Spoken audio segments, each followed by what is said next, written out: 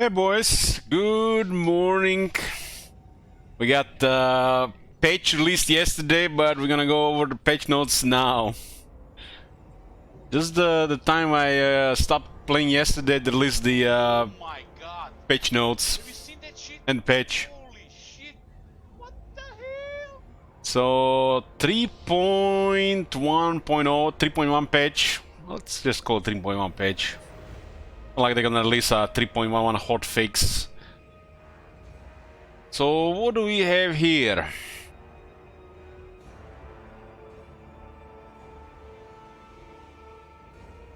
Let's I guess start with the video they shown.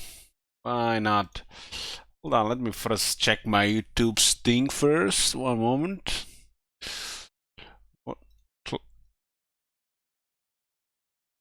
Okay, clear everything.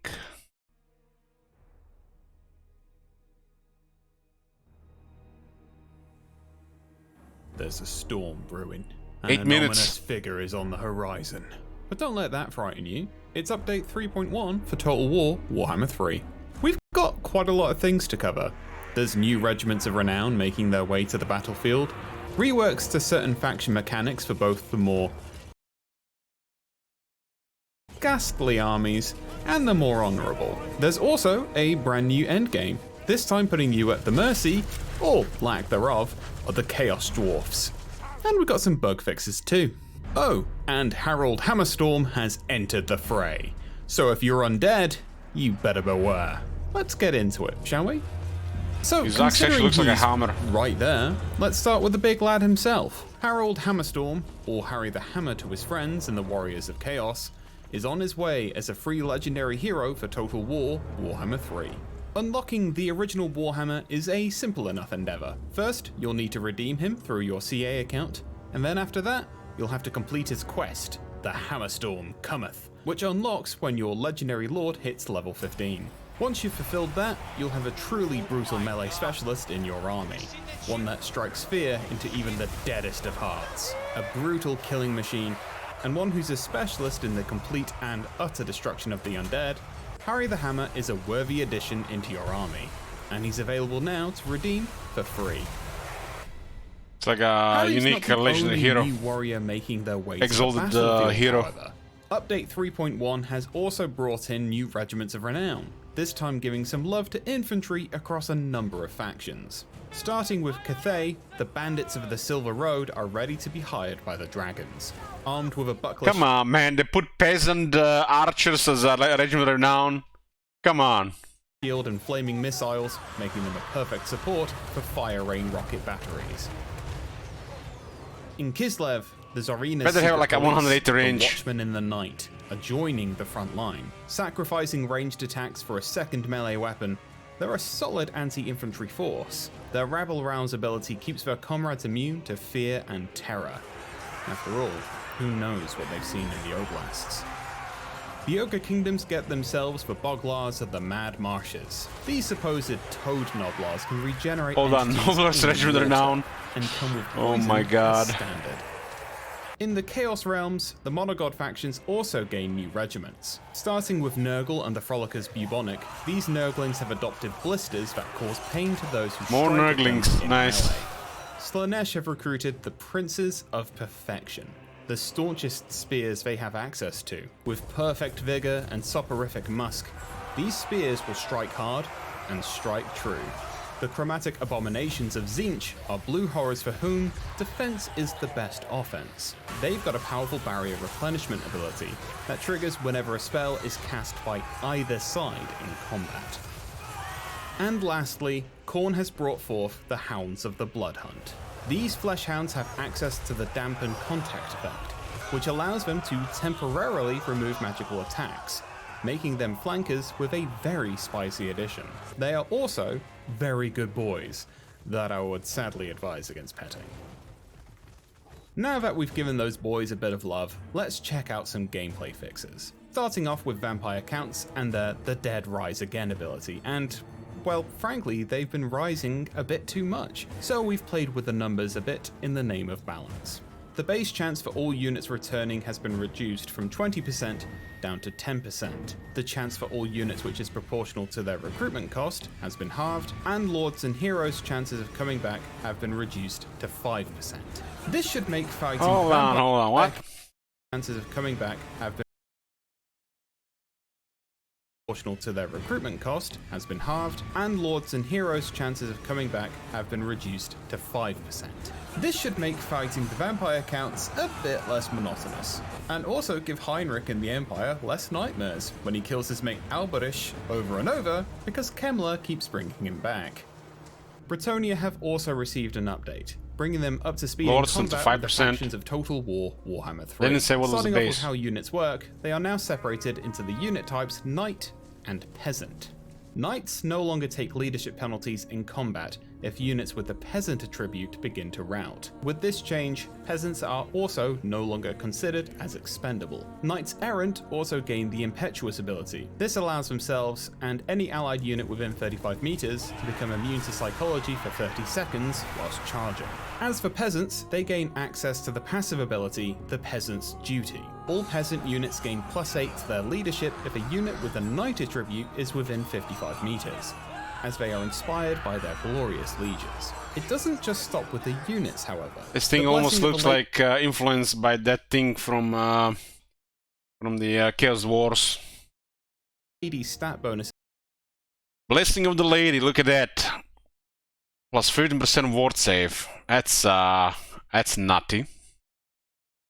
have changed, now granting a 15% ward save as opposed to 25% physical resistance. 25 physical resistance. Oh my god. Have they ever played the game? Have they ever played Bretonnia? It was always 20%. Meaning they can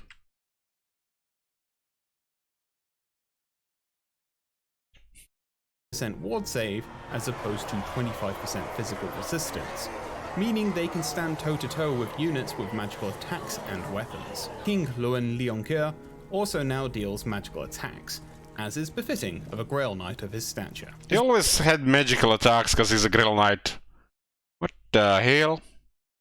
As well as this, damsels also gain access to the Troves feature on the campaign map. So it looks There like are a plenty Bretonnian more pitch. changes for Bretonnia, so please do check out the blog for all the details. Now then, let's get a bit more general. Starting off Maybe it was 25%, but the tooltip was showing the wrong one, 20%.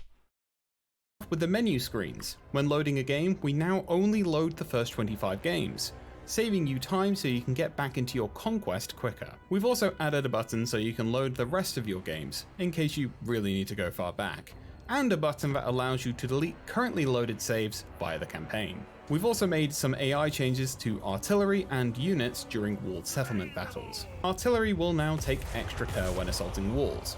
For example, they won't try to create breaches if there's no need for one, and if there's already units in the gate, they'll target elsewhere. Units during sieges won't remain idle if they're taking fire from fort towers, and will opt out of guarding units if they remain idle for too long.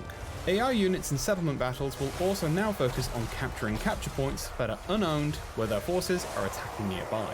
We've also fixed the issue of AI melee units switching targets whilst already in melee, causing them to just stand there.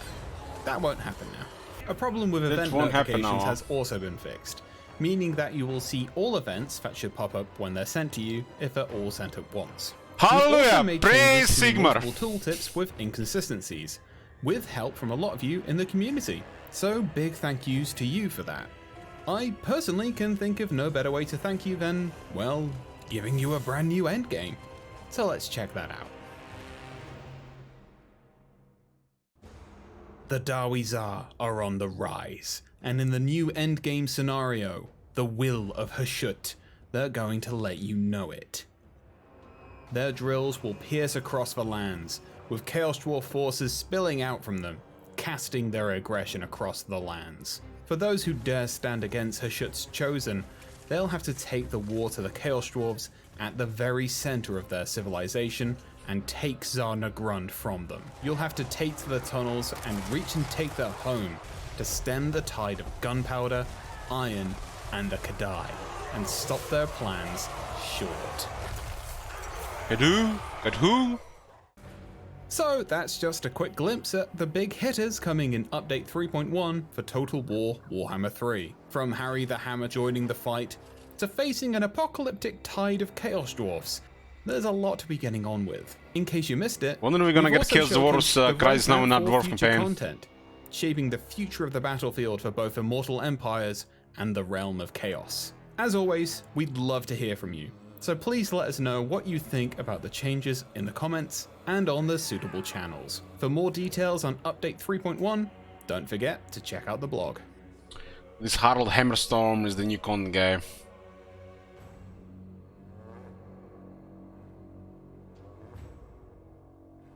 Okay, that's the video for the patch notes. Let's go see what else it says. Well, what do we have here? We hope you've checked the forecast, folks, because Update 3.1 is here to rain down a new suite of quality of life fixes, various tweaks, and continued support for Total War Warhammer 3, as well as some new content to sink your teeth into.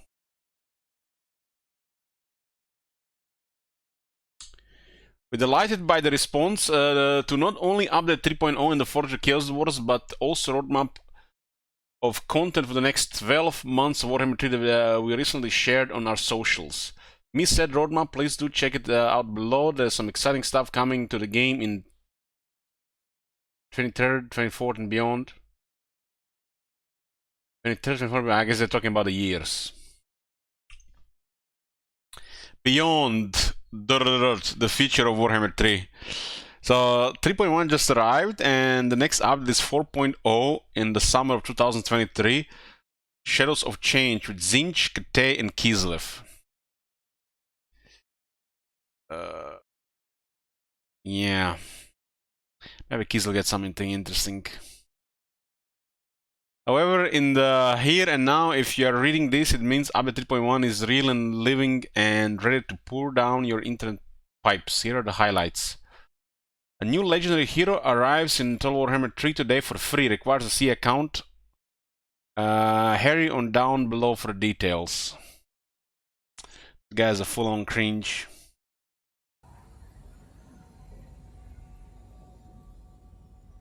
Bretonnia are getting some love with plenty of changes and rebalances. The Great Drill of a Shoot will strike in a new Chaos Dwarf endgame crisis for Mortal Empires, the Wheel of a Shoot. Shot, shoot, S-Hut.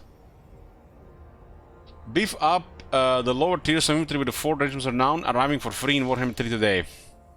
S-Hut. Gear up for the next content drop with quality of life improvements, bug fixes, graphical enhancements, and more. So release spotlight is the new legendary hero Harry the Hammer. It's called Harold the Hammerstorm, and they call it Harry the Hammer here. More cringe names.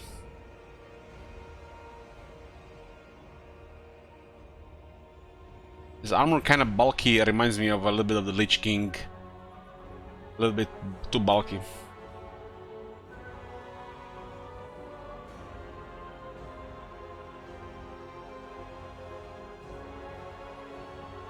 Celebrate 40 years of Warhammer with one of the original wields of the mighty weapon itself. Update 3.1 welcomes Harold Hammerstorm, only known as Harry the Hammer, to the mold of Warhammer 3.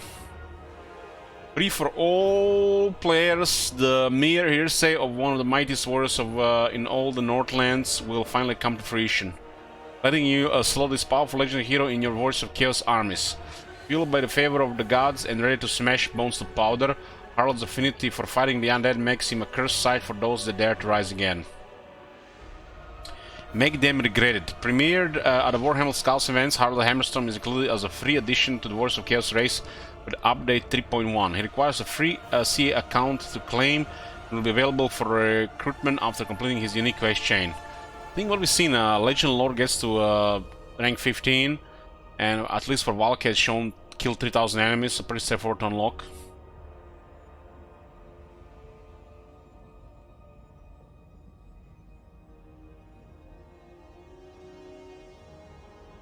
Playstyle. Harry the Hammer is an unbreakable armored warrior who excels at fighting the undead on foot. His Bane of the Dead ability temporarily removes the undead attribute from his enemies, making them susceptible to fear and terror. I also want to see zombies route.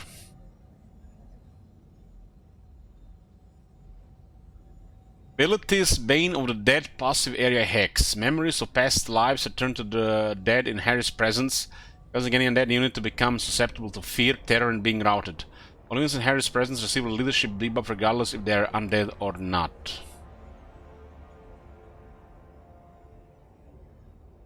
Items: the Hammer of Harry, active vortex. Harry jumps and smashes his hammer to the ground, dealing damage to everything in the immediate area around him.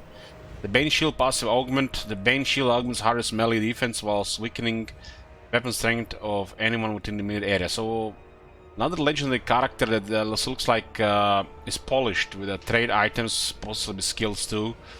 But Gotrek and Felix still no main trade items or skill tree. Terrible stuff.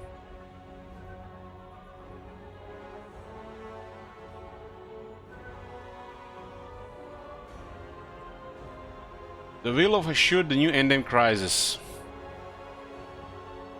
Ashud, the Dark Father, deity of the Chaos Dwarfs, tears. He whispers designs of malice and tyranny to Davizar, whose cruelty and greed are stoked by their infernal master.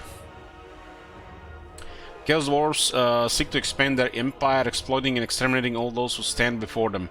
A network of invasion tunnels have been bored from the Darklands to the far reaches of the Warhammer world. The legions of Davizar march with impunity. Factions who dare to stand against the will of Ashud must infiltrate these tunnels, take the war to the very center of the Chaos Dwarf civilization, for the only way to halt the crisis is to conquer Zarnagrund itself. Getting more and more reminded by those Dark Iron dwarves from Warcraft, no doubt inspired by Chaos Dwarfs. Regiment Renown 4. The Life Grab bag of some lower tier units are on the way to help bolster their armies, including crafty bandits, frolicking nurglings, and bloodthirsty hounds. Let's have a gander. Bandits of the Silver Road. They actually made peasant archers regiment renowned with 140 missile range. They could have at least given them a little bit more missile range.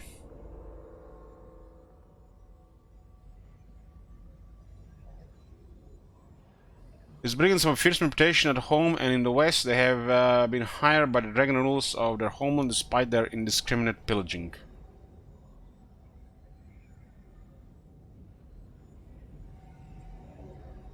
They have a note: armed with a buckler, shield, flaming... it's not a buckler shield, it looks like more like a small shield. Flammable missile attacks and longer deployment. These bandits are perfect for supporting fire and rocket batteries with a handy weakness to fire debuff. So you have to get within a 140 range of unit and to set them on fire, huh? Hopefully the missiles don't hit them as well.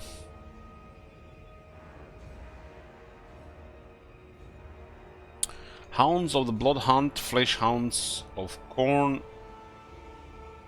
These guys cause flaming attacks and cause fire weakness, huh? The looks of it, flammable, yeah. Get the Vanguard deployment as well. The Hounds, Corn's loathing to see his chosen servants fell by the cowardly practice of the arcane is made manifest in Flesh Hounds, mostly immune to hostile magic.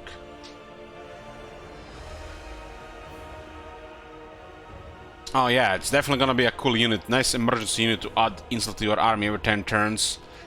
So you can defend things a little bit better. Okay, Corn's loading to see his chosen. Okay, so they looks like have immune to contact effects, and they either they remove the enemy's magic attacks or their magic resistance, or both. Nice to get another rank 9 unit that can appear out of thin air. Always good to get more regiments around the game. This one seems like pretty nice addition to the army, because by itself I've never built this building. Got into hounds sometimes. These corn dogs have dump and con effect, which allows them to temporarily remove magical attacks. Use them flank contacts to support demonic troops. The Watchmen in the Night, armored coursers that have dual wielding.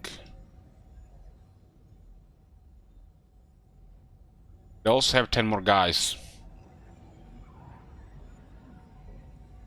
So Frostbite anti-infantry. Nice to have such units on rank 9 that get instantly crewed out of thin air to defend garrisons is amazing. These ones are really good. Really good for such things. They also have Frenzy.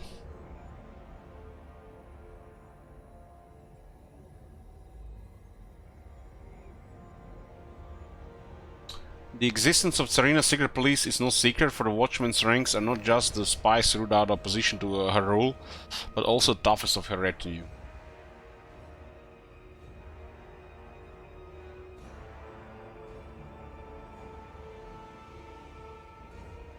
They've known the Watchmen drop the pistols that armor costs usually have used in the favor of a second-hand weapon. This makes them really solid unlimited combatants. The ability to rebel rouse also helps to keep nearby troops immune to fear and terror.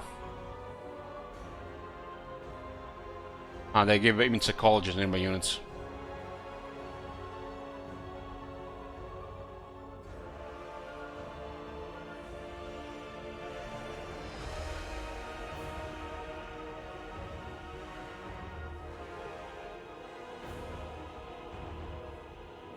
The Frolickers Bubonic, Nurglings Regiment Renown.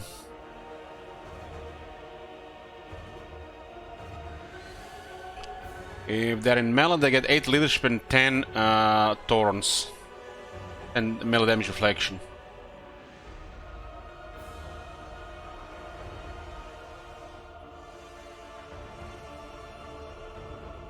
Why are only 10? Why not 20?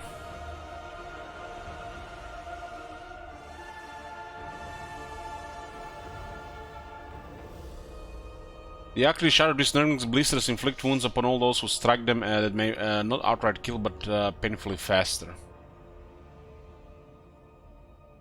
They have note, these Nurglings have dropped the Cloud of Flies ability.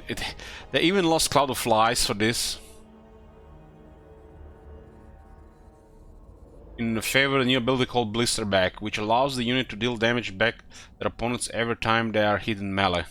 Lack of Cloud of Flies helps the unit get hit more often, which in turn triggers damage reflection more often. So they remove Cloud of Flies and add this ability, and they put it mediocre as well.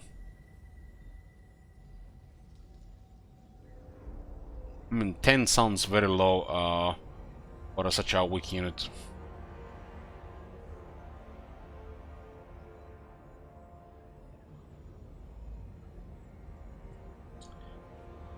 The Princess of Perfection. These guys look cool. Cool looking shields. The Voted Marauder Slanesh Spears.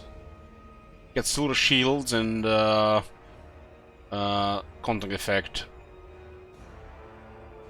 Perfect Vigor too.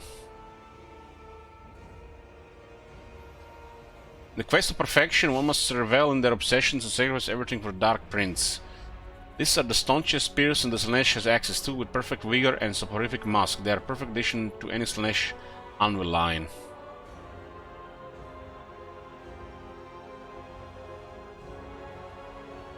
They even got a helmet, they got some boots, leggings, and they didn't give them any additional armor. Should have at least gotten another 15 armor. These guys are actually have some armor on compared to the regular ones.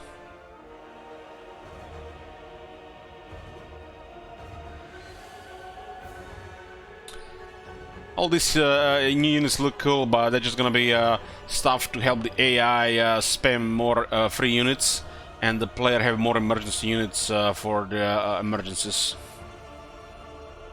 Very few relevant things, like having one of these in the army or just a regular one's not gonna make much difference, especially because they're not unique enough. This one like 40 armor, maybe. They should have at least 40 armor. Chromatic Abominations, Blue Horrors of Zinch. For these Blue Horrors, defense is their best offense, emitting chromatic barriers to render incoming attacks futile as they inflict their own. These Blue Horrors have a bit more ammo than a standard unit, so it looks like I have like Pink Horrors. well as having powerful barrier replenishment ability that triggers anytime a spell is cast on the battlefield by a friendly or enemy spellcaster. Keep an eye on their barrier points. Time your spells appropriately to get a nice boost. They're supposed to be tanking with 5 armor.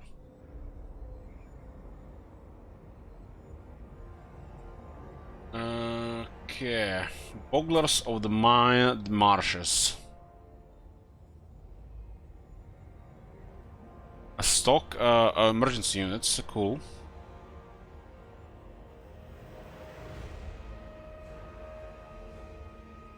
It's a cold-toed nobblers were once a much debated meat among scores, said to have the ability to multiply at the merest contact with water.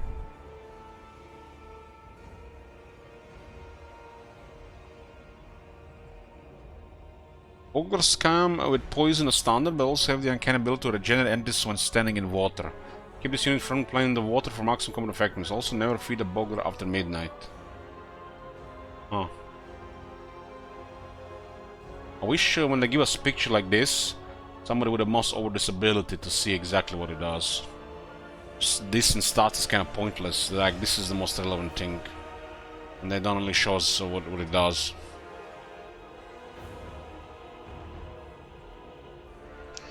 So we got a Bretonnia update.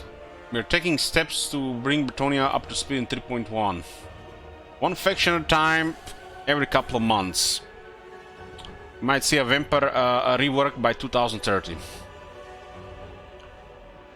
Campaign. Damsels now benefit from Trot's feature, much like Nightly Vows feature that other characters benefit from. So, Damsels didn't have the Vow system, but now they have.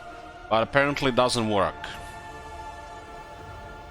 The Enchantress had it, the Prophetess had it, the Dams didn't have it, and now they added the Damsels, and they don't even test it if it works.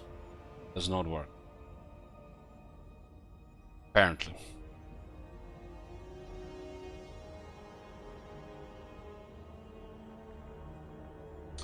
Final hour or trot in the series grants permanent access to the blessing of the lady for any character who obtains it. Note we had a look at the provided notifications for the vows and trot systems, but due to the way it was built back in the day, it was unachievable in the available time. Never say never, though. Never say never.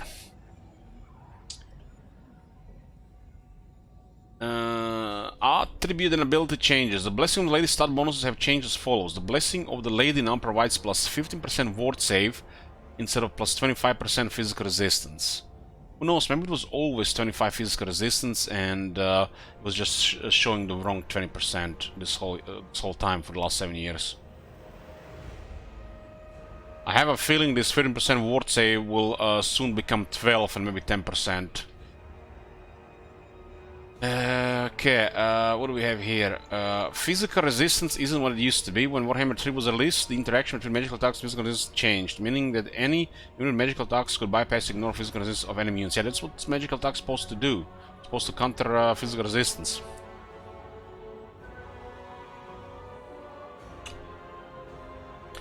This left Bretonnia summoned in the Lurch as all demons and magical attacks, meaning that the Blessing of the Lady was easy to bypass. To address this, the Blessing of the Lady now grants ward save instead, which cannot be bypassed. This means that all units benefiting from this ability have a much better time fighting demons and any foe wielding a magical weapon.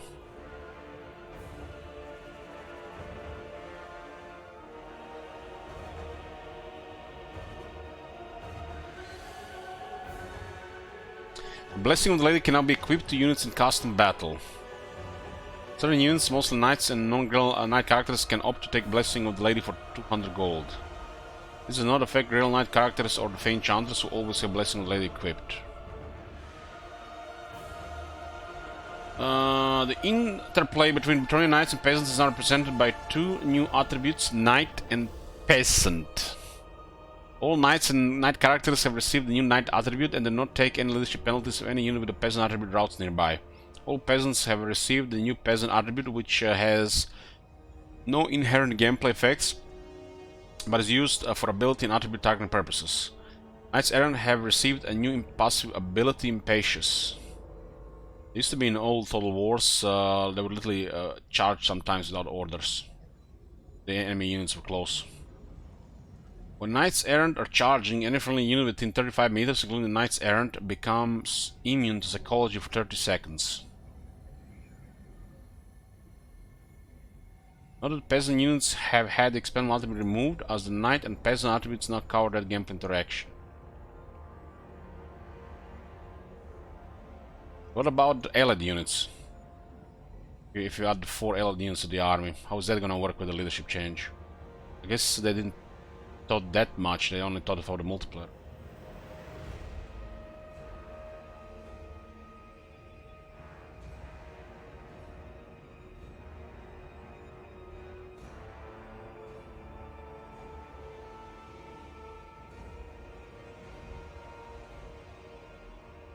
All peasants have received a new possibility, Peasant's Duty.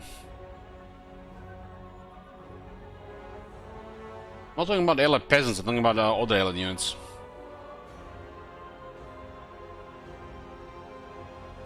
Peasants, men-at-arms, battle pilgrims, squires, bowmen, yeomen, and trebuchets now gain +8 leadership if a friendly unit with a knight attribute is within 55 meters. The awe of standing near their glorious leashes is all they need to embolden their resolve. Peasant infantry overall had their leadership reduced slightly to account for this change. Wow, they lowered the peasants' infantry leadership. What about the garrisons, man? They just care about multiplayer, don't care about the campaign. Man, the garrisons, some of the worst in the game, Bretonnians. They literally rout. The walls don't do shit, minor settlements don't do shit, they have no leadership to fight. Are they gonna put more knights in the garrisons?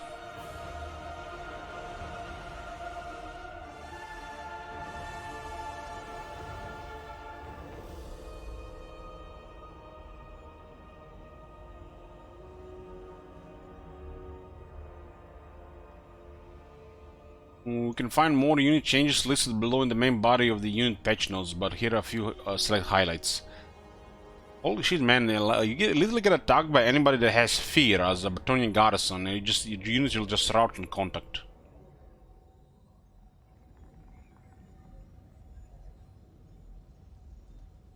You can find many more unit changes listed below in the main body of unit patch notes, but here are a few select highlights. Grail Knights and Grail Guardians have been rebalanced at lower entity counts, 48 and 32. Ooh, I like this, I like this. I want to see small units of Grail Knights and Grail Guardians to make them stronger. More mass, more damage, deadlier. That's a good change, it's a very good change. We made this change to emphasize the heroism of the Legend Grail Knights of Bretonnia, as well as making their overall battlefield readability a bit better. All of the Bretonnia cavalry units used to compass of 60 entities, meaning that it was difficult to pick out various cavalry units at a distance. It is now a bit easier that the units are different sizes. Both Grail Knights and Grail Guardians now deal majority armor piercing damage, making them a lot deadlier in combat. Damn. I like the sound of that. Hippogriff Knights have had a noticeable buff. Hippogriff Knights now benefit from the full Grail package. This comprises magical attacks, perfect vigor, and the blessing of the lady baked into their cost by default. Oh damn! So Hippogriff Knights finally are living saints, huh? The unit also had their collisions optimized a bit, and 4 entities have been added to the unit. So they have 12 entities now. Does this mean they have 12,000 health? Or they just lower the health of overall? That sounds like a little bit insane. I gotta have to see the stats.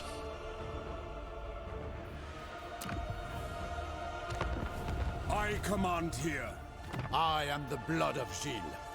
For Breton, I never fail. you have the favor of the Fae.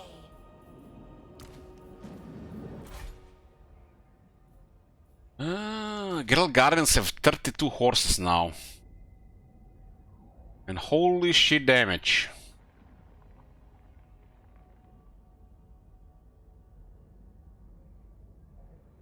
That looks kinda crazy compared to what they used to be. They used to have like 5 AP back in Warhammer 1.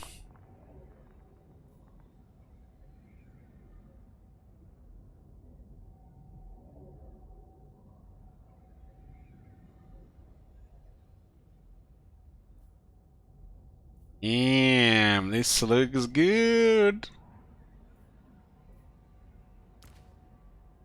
So they have less health per entity, just have more entities. I guess this is a nice damage boost. But they do have a perfect figure now as well.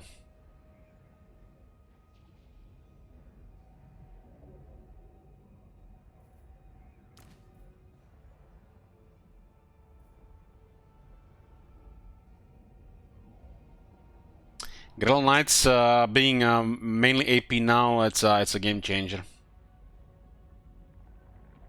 That's a game changer. That's gonna be a really deadly anti-large unit.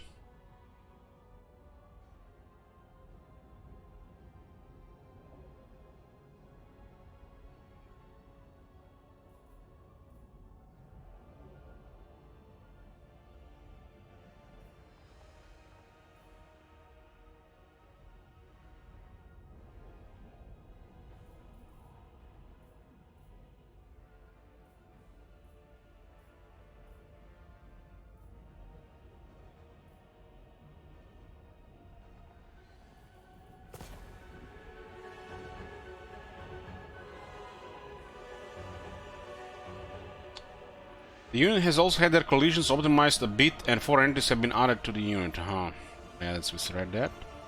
The Guerrilla League has been relieved of its leadership buffing role a bit. Other knights can provide leadership of peasants. It means that the Guerrilla League doesn't have to carry the peasants as hard as the ones did. To reflect this, the Icon Devotion ability now buffs melee attack and has had its overall leadership buff reduced slightly. Combining this unit with knights or a paladin is now really good synergy to keep your frontline healthy. Demoiselle de guerre!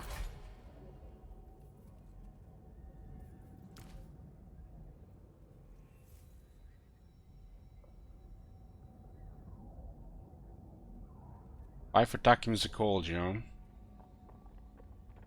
Bad.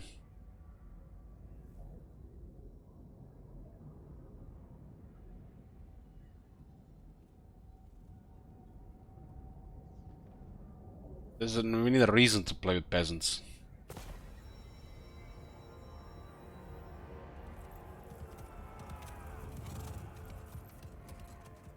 Stability and performance. Fix the red crush related to the sounds on VFX when exiting a battle or campaign. We actually experience such crushes. It's especially annoying when the battle is over. Fix instances where a soft clock could happen when more than one cutscene is triggered simultaneously. Fix an issue where people were unable to access DLC when playing offline on the Epic Games Store and the Microsoft Store. Fix a solve that will occur when Drake at the Coilus and Chain Quest Battle. Fix an issue where the King and the World DLC could not be accessed when the game is running from the Xbox up. Fix an issue where events would always pop when multiple events were sent at once. And I really hope they fix the events randomly just popping around and they're all just popping when they're supposed to pop. It was so annoying. Fix a possible crash that could occur when occupied settlements had buildings that grant pooled resources.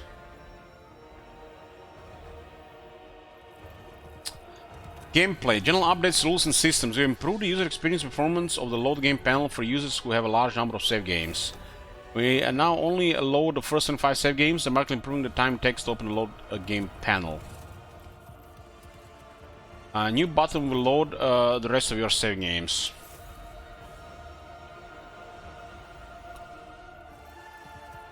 Add a new delete button that allows you to delete currently loaded save games via campaign. This also works for the shift selected campaigns. Yeah. Oh boys, here we go. AI rules and logic.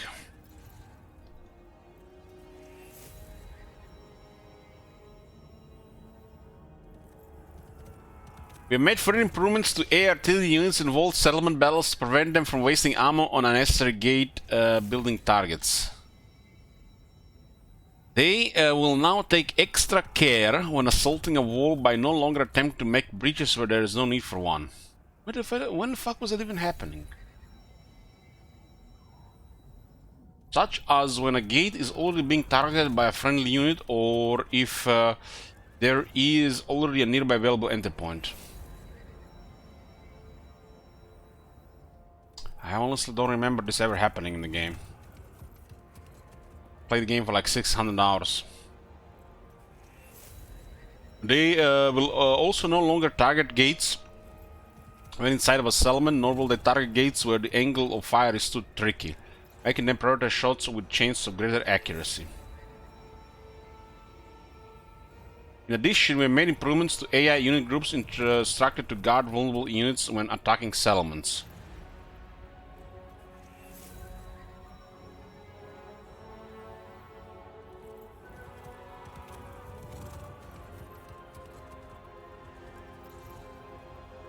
Units will not remain idle in a place while taking fire from 4 towers. Units will opt out of guarding other units when they are idle too long instead of pursuing other tactics such as assaulting gates. Made additional improvements to distance checks between bridge points and settlement walls to account for any hard collisions between points. Those previously disrupted ongoing gate assaults.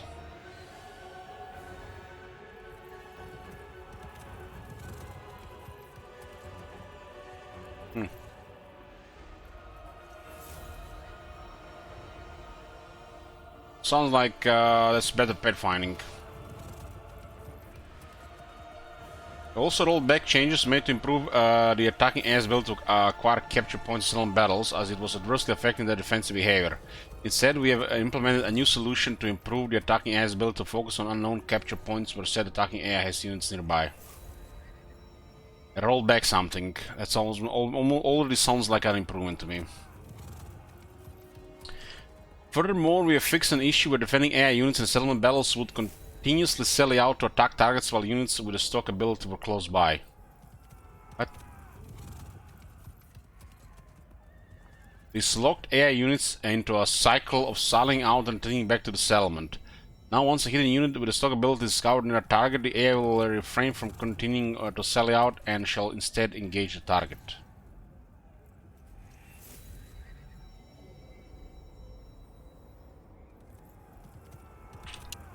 Feels weird, man. Sounds weird, man. Introduction of our new, more detailed tooltip system, it has become much easier to spot inconsistencies and oversights regarding skill and effect functions. Let's take a look at what's been fixed this time around. Thanks to somebody. Sneaky Stabbers now correctly includes Notling Pump Wagon units. Wow. The only buff on the battles that didn't work on the pump wagons. But no improvement to the basic battle skill. Still half a skill.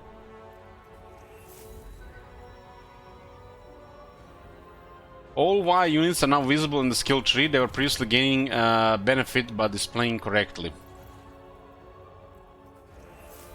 Silver Torrent skill now correctly includes Lion Chariots of Grace. Man, it took only like what, 5 years? Heart of the Flame now correctly includes Ominous Surian Arc and Phoenix. What, didn't work?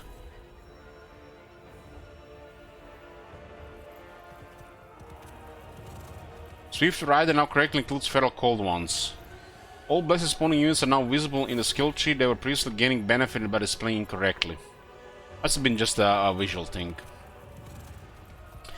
We do know about the issue with Lion Chariots of Grace. That was a really sad one.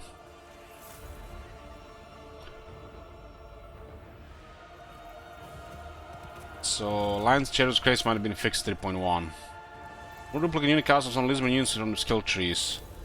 All Legions of Legends units are now visible in the skill tree. They were previously gaining benefit by displaying correctly.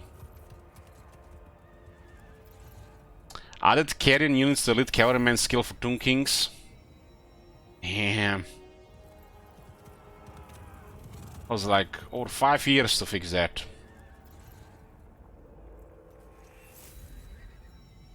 Five years to fix such a simple thing. It's over 5 years. Tomb Kings released January 2018, I think.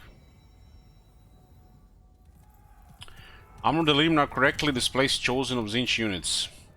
Hopefully the Kirin has a veteran battle skill, not just a base battle skill, but no word of Cask of Souls.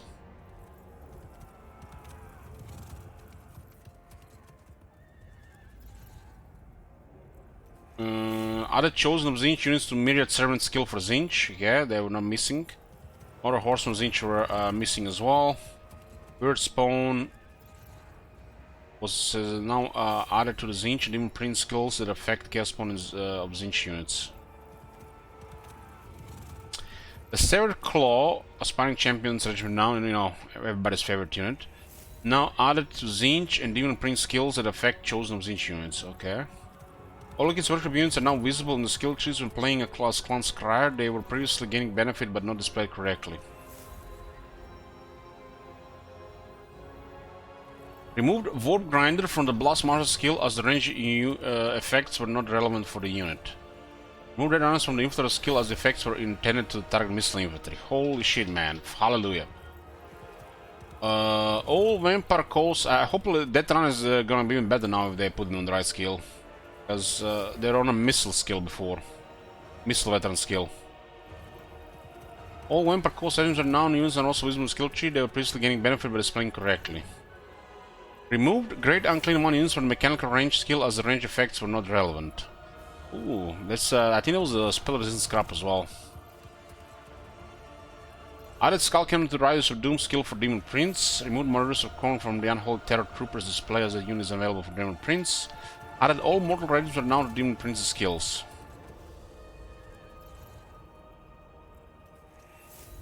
The Green Guardian Terracotta Sentinel now added to the skills that affect Terracotta Sentinel units. Remove Black Arc Crusader units from the Chief Master skill as the range effects were not relevant for the unit. But they don't mention the... I guess Dark Shards have some melee benefits from the battle skills. Guess the corner correctly listed the Bloodsock Champion skill. Yeah, they were missing. I removed Chaos Warhound Poison from natural selection display as that unit is unavailable for Norska. Added Marauder Horseman of Khorne to the Bloodsock Champion skill for Khorne. Added Marauder Horseman of Khorne to the Overwhelming Stampede skill for Khorne.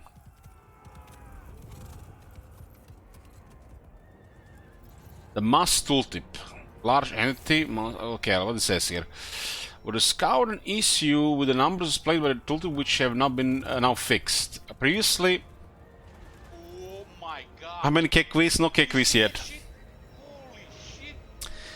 I do love it when you discover the broken things after a couple of years. Previously it was adding up the mass of all resource entities within a single model and displaying it as a one giant number. For example, a chariot could add the mass of each horse, each rider, and the engine and anything else attached to it. This is incorrect as the effective mass of a unit is generally governed by a single part. So then also update 3.0 to get a rundown on what articulate entity actually is. I guess it's they didn't talk about the chariots. General rule of thumb is that if a unit is riding something, it's usually the amount that will count for the effective mass. So it's now,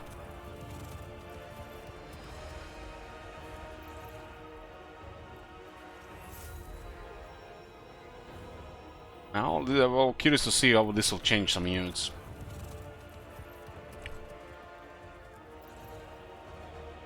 Sounds like it's almost like a good thing for the horses, but a bad thing for the chariots.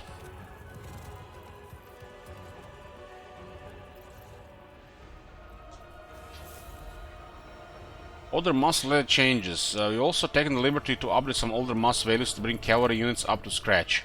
Got some good feedback there when we increased the mass of Wild Riders in the last patch. So we made a few more changes to cavalry mass that will hopefully push us nearer to that sweet spot where changes will be impactful. We can still be countered in the right circumstances. Generally, we attempt to break cavalry up into certain master brackets like light cavalry, regular cavalry, heavy shock cavalry, monster cavalry, and character cavalry. So the experience interactions between cavalry and other units are more readable and consistent across the board. This is still a work in progress, so if you have any strong opinions on the mass of the units in the game, we'd love to hear them. Other notable changes. Players must take a lord type character as their lord in a game of domination or survival. No more sneaky Skaven slave lords. Characters mounted on chariots can once again fire magic missile spells. Units should be a bit more reliable when attempting to fire magic missiles from walls. And all I want to see for the heavy cavalry to when they hit a unit, so they don't stop, but instead keep moving through the unit. And as long as they're moving, the unit that they're moving through is taking damage. Especially if it's a unit is smaller than them in size and mass, and they can be pushed around. So if a unit of Chaos Knights is running to a unit of Goblins, they should just be running through them, constantly dealing damage without being stopped. And if they are trying to do the same into like a Longbeards, well, they'll get stopped. I don't want to see that stop every single time. I want to see them just move through some units if the numbers are appropriate, and stop by other units if they, you know, the unit is large enough to stop them, or thick enough to stop them.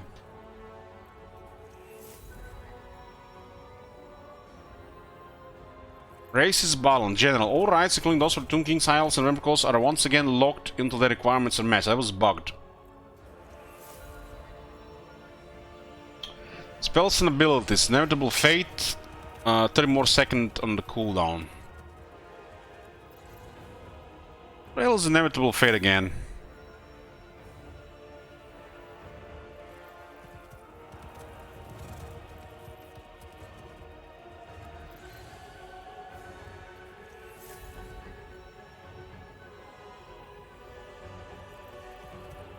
It's the suck.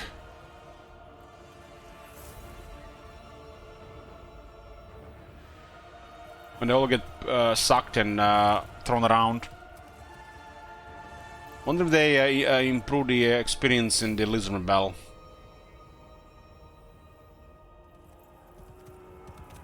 Fixed various instances of lords getting stuck when using a magic missile build. Yeah, that was a common thing. Burning Red and Burning Red upgrade. Burning Red has added accuracy tighten up to allow it for more reliable hit targets. Flame of Asgore upgrade. The penetration value of Flame of Asgore projectiles have been increased so that the spawn projectile no longer immediately explode and over damage very large units. I'm looking at you, Dur, to get out of the fire, dude. You're made of wood. Yeah, fire is so deadly to Dur too. Incredibly deadly. Poor guy has nearly 10,000 health, 110 armor, and it has 20 physical resistance and 50 missile resistance. Yeah, that 25 fire weakness is so bad. It's just gonna melt him straight away.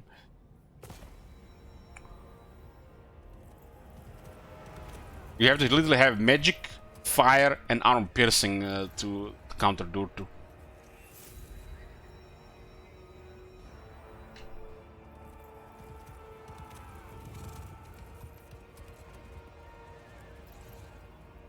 Unit abilities, everyone has their price. We assessed this ability and came to the conclusion that its previous implementation was quite hidden. Mark wasn't.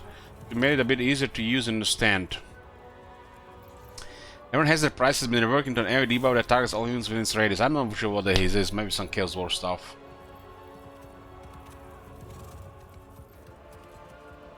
Lord of Torment. Intensity conditions have been lowered. Only 5 routing units are required to be in range in order to achieve 100% intensity. It sounds like Be'lakor stuff. Ogres. The Blessing of the Lady went down from 25 physical resistance and was 20% for years to 50% ward save.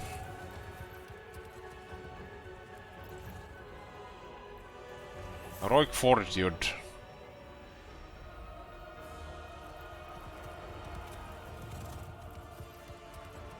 Isn't Heroic Fortitude Kislev thing?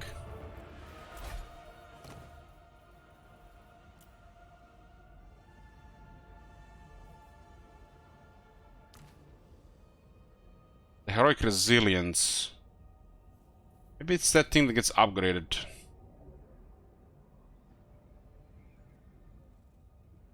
When you upgrade Resilience into the Fortitude.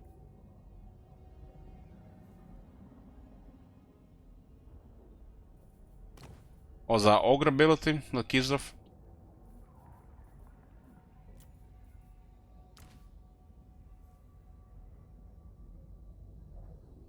Everyone has their prize. This is the one. This is a pretty good ability. Just gonna get his fat ass close to actually use it.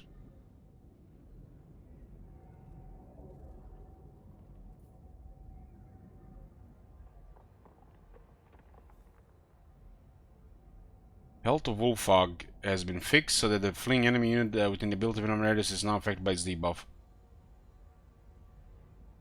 Previously, the ability was only able to target a single enemy unit. This was a bug. Not sure what this is.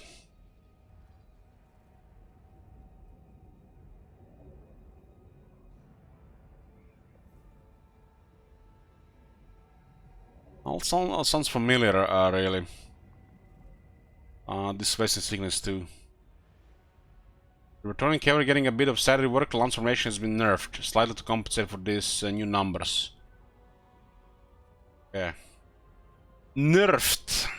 We already stopped using the word balance.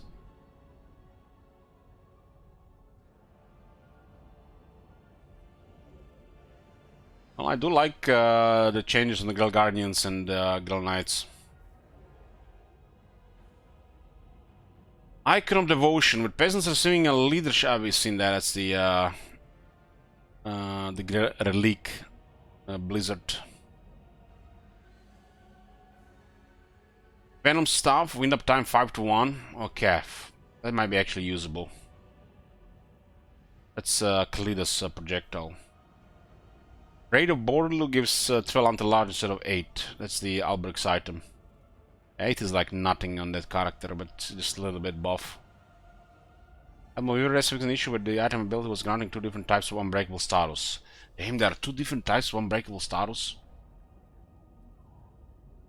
I guess in a game where devs create several versions of immunity and attrition, makes sense.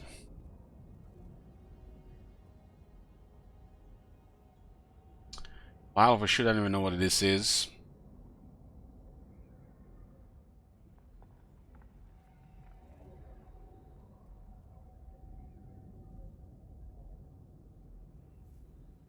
Chalice of Blood and Darkness. Chalice of Blood and Darkness now activates based on map-wide enemy spell.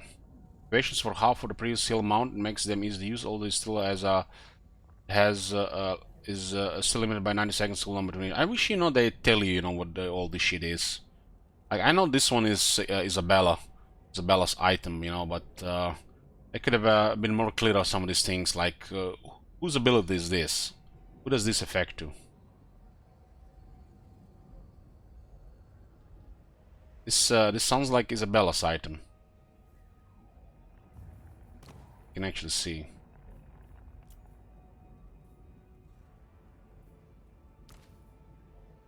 Sure, it's gonna actually show here. You have to have that item equipped.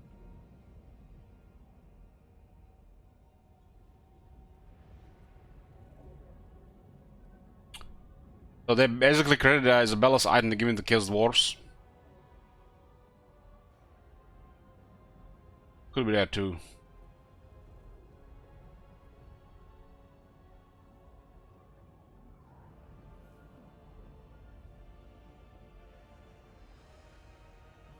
Okay, our favorite part, boys. We passed 1/3 of the patch notes, now we get to the rest of the patch notes with unit changes. Beastmen, let's see what the dev notes are saying about the Beastmen. There are just some cursory mass changes for the Beastmen here. Razagors are now heavier for better line smashing abilities, along with the Feral Manticore also seeing a mass buff. So, Razagor's Chariot got a big mass increase, Feral Manticore as well. And Razagor here too. Technology, remove Sending Gross units from the Rolling Dead Beastman technology. What? I have to see what that was. Warrior King. Dwarfs Kazrak. 1 second.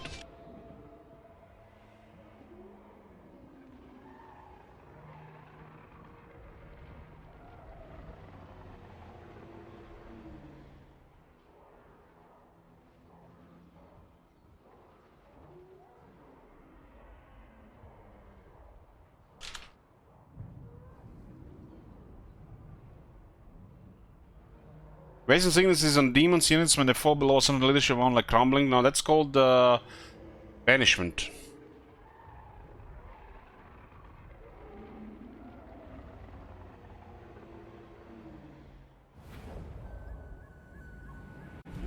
Just a moment, boys. One moment, gotta go be right back. Here, boys, of interruption. What did they say there for the Centigors? Centigors used from the Rolling Dead Beastman technology. What was the Rolling Dead again?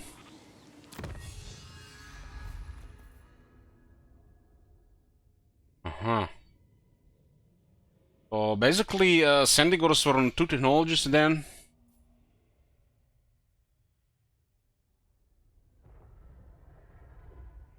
Is there a problem with all war access? You can log in. If you're logged in already, try to log out and then log in again. Worked for me. So they literally had double the bonus attack here. Yeah. How's the Beastman? Bretonnia. No, Dev Note, huh? King Lun Anchor, the king, and now has magical attacks befitting of a true Grell Knight. His Hippogriff Mount also had a sizable HP buff in order to give them both a bit more selling power at the battlefield. But didn't he had magical attacks from the Living Sand before? I guess it's a multiplayer thing here.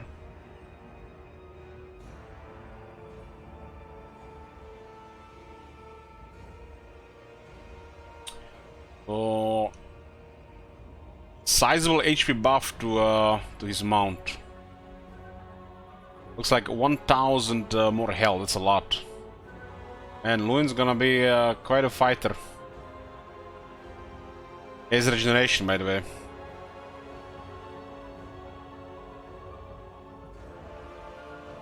Slightly more mass and a splash attack knockback force multiplier 1.3, whatever that means.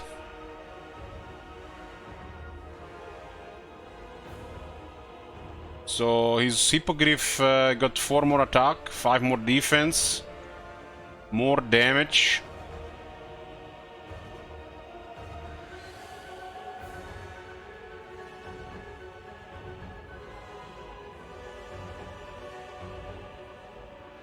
That's like a big buff for Luen. It was already very, very strong.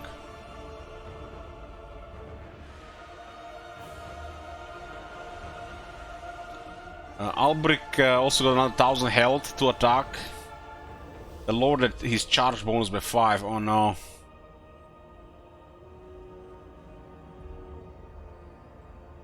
So a little bit buffs for both of these.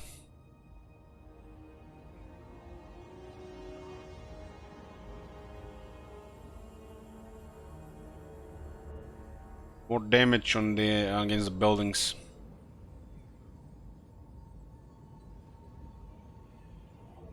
Regular lords on Hippogriffs get 5 more attack, 1 more defense.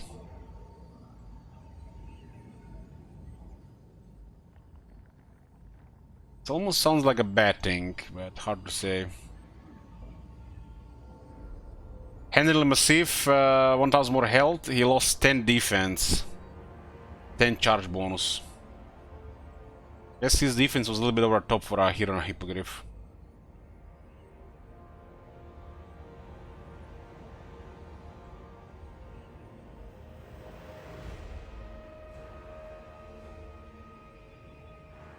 Fey Enchantress got a lot more mass on her unicorn.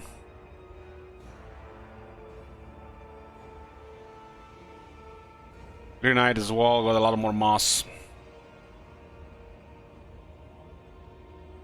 This is how fast they get their max speed, and this is how fast they stop. I think.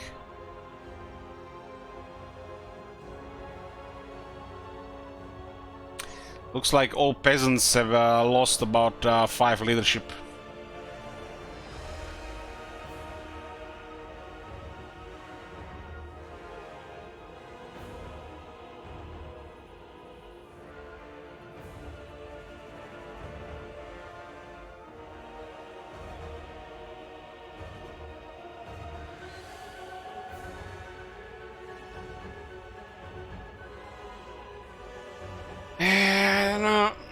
That's a good question. Knights Errant got Impetuous. And they got a little bit less charge bonus. A little bit faster.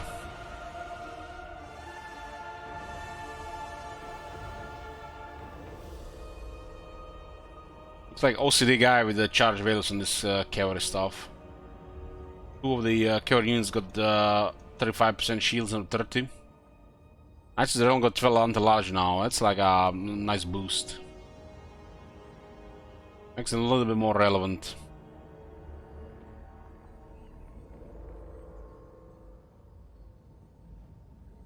Questing Knights charge bonus from 41 to 40.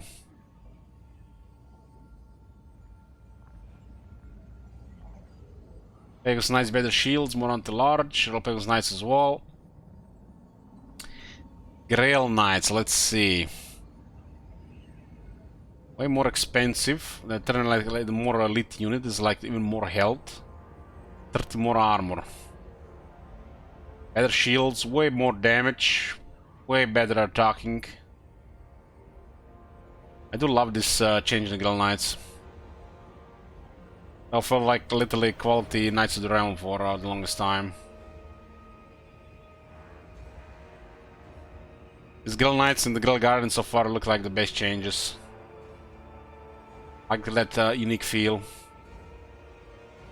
Grail Guardians can hit 3 entities. I got Cleave.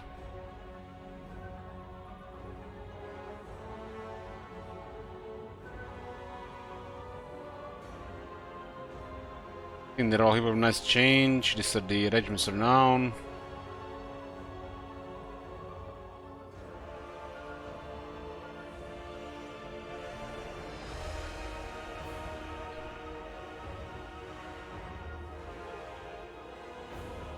And that doesn't matter, less models, because most of those models can attack in the first place. And now way deadlier unit than before. The other ones are literally just waiting for the first 2-3 lines to die, so they can do something. Chaos Dwarfs. Let's see what I say about the Chaos Dwarfs. Chaos Dwarfs have also received a lot of attention this patch. Astragard was a bit too overtuned at launch and has been adjusted along with Bull Center Renders and Nepta bomb-wielding Infernal Ironsworn units. Napta, as they were both very cost-effective. Kadai have received a nice buff to make them a bit less fragile. Massive entity called Kadai the Destroyer was fragile, but perhaps the biggest change is that the Iron Demon is now able to move and shoot properly.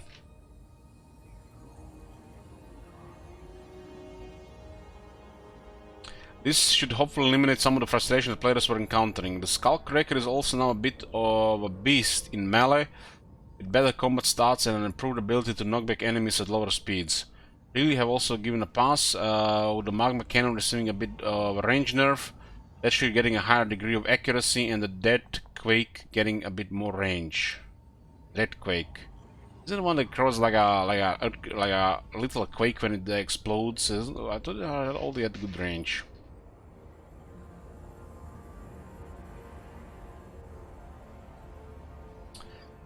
General updates. Chaos Dwarf Legion Lords will no longer lose their immortality upon Confederation. Oh my god.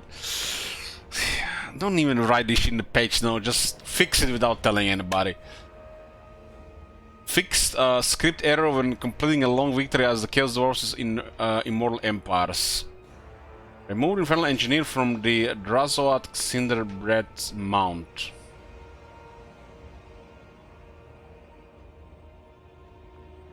One moment.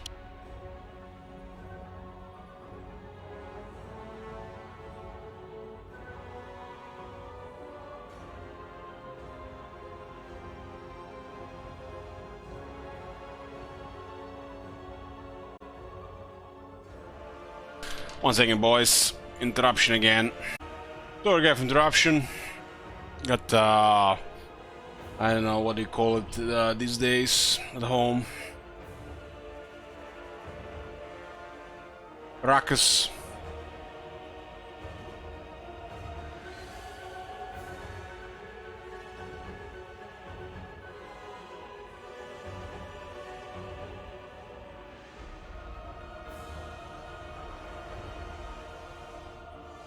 I haven't played the Chaos Dwarfs campaign, so I'm not sure how much this is even relevant to read. Biggest Gordus Backsaber being unable to equip the Canet Assassin Ancillary as their legendary hero. Remove did faction effects from Zayden and Drazod that were granting excessive engagement replenishment and research rate bonuses. Collect income checkbox should no longer be visible in the building browser. Drazod no longer counts towards the hero cap and multiplier when mounted atop Cinderbread.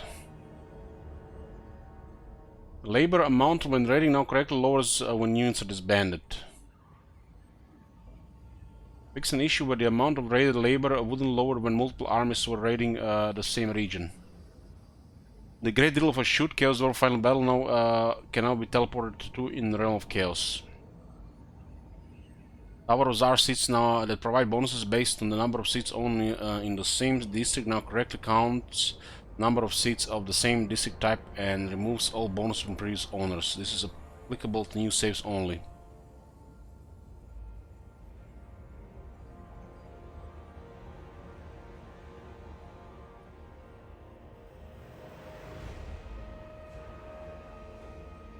Chaos Dwarf promises not correctly display their workload after confederating another faction.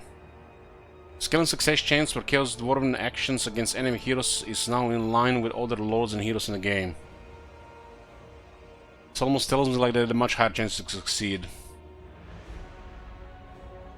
Rune of Immunity upgrade now correctly applies spells to missile infantry in the Hellforge. Tower of Tsar's Field Marshal seat now correctly states that it works for all armies, not just the faction leaders.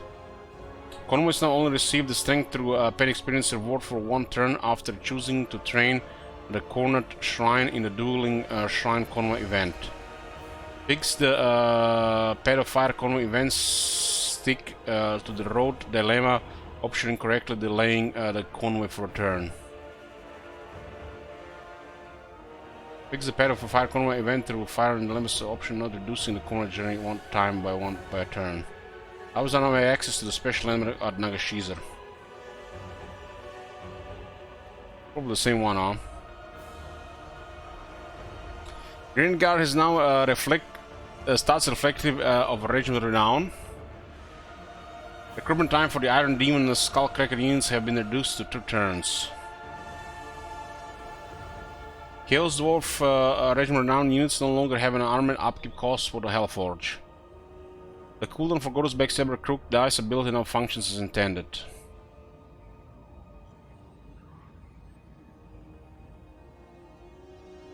Astragot Iron Hand is more expensive multiplayer.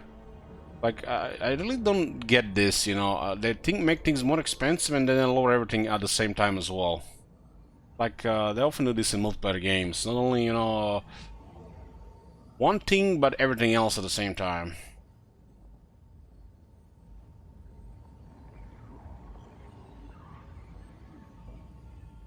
It does seem to have had a crazy mass before.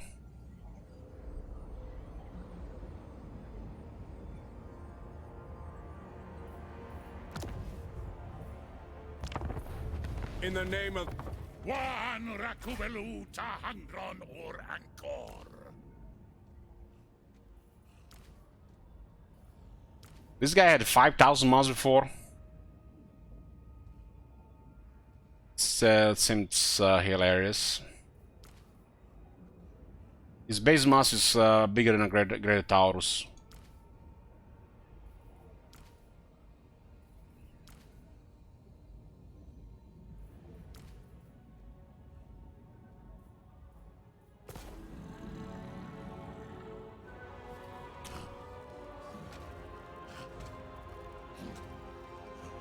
Yeah, so some mass changes. I wonder who decides these numbers.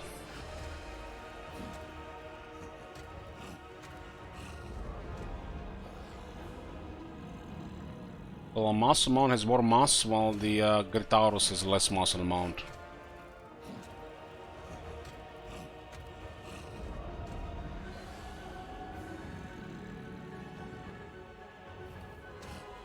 Chaos Dwarf blunderbusses had charged their defense to large. Damn. Some guns.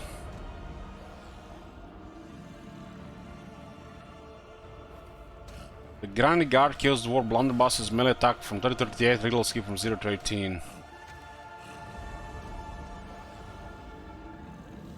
Almost sound like the rank 9 didn't apply before, and they applied it now. This looks like experience thing.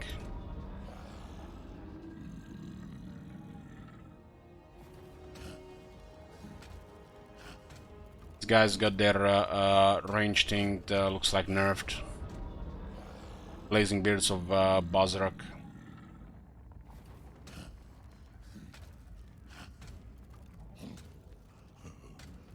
Oh, Goblin Stingy gets less base missile damage. Infernal Iron Sword. I guess I changed the projectile thingy.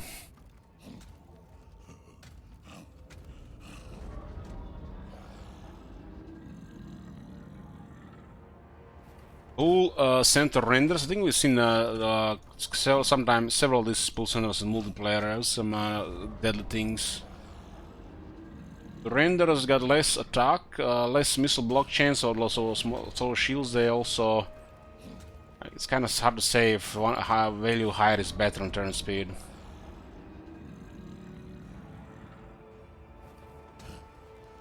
It looks like all the bull centers got nerfed.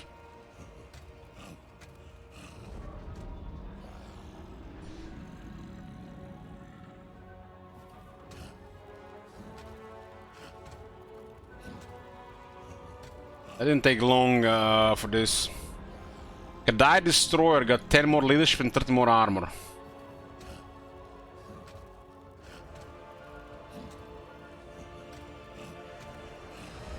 Kadai Destroyer bring rise on icon until 25% HP remains rather than 50%.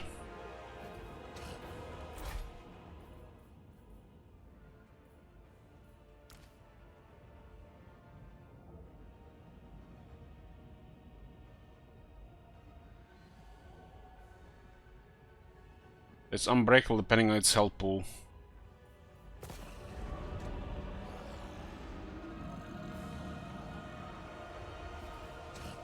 Fireburn got more leadership and more armor.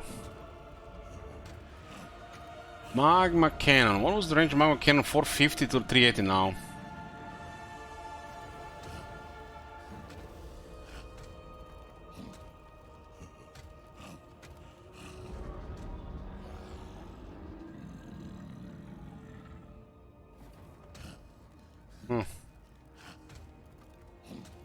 That was causing trouble both range and melee.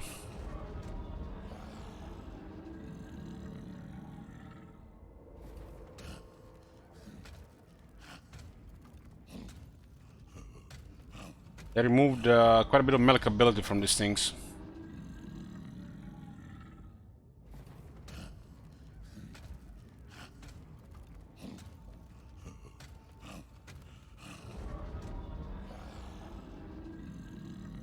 But this thing has now 7 more range. This guy more of a queen besting.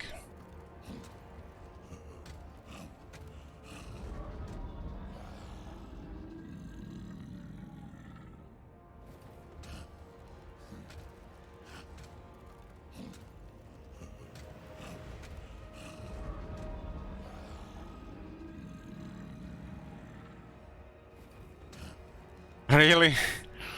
Demonsmith Sorcerer Metal Skill Careful Casting now correctly reduced the wind of magic cost by 10% instead of 10. They did the same mistake even before the Chaos Dwarfs got released.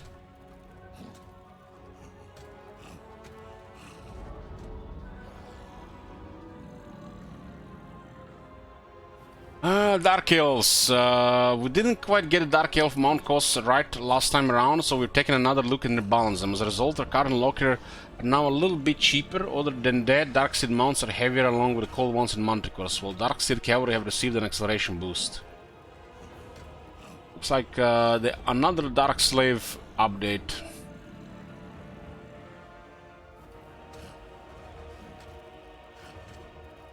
Dark Elves have the ability to consume their slaves in order to rush construction. Wonder if this still happens the next turn or the same turn.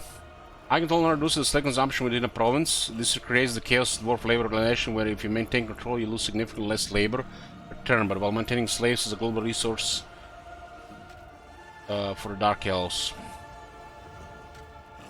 Post-battle slave rewards have been rebalanced, offer significantly more base rewards, but slightly less from the post-battle options. Overall, this should be a small net increase, but more importantly, give the player more freedom not to always select the slave option to stay in the green.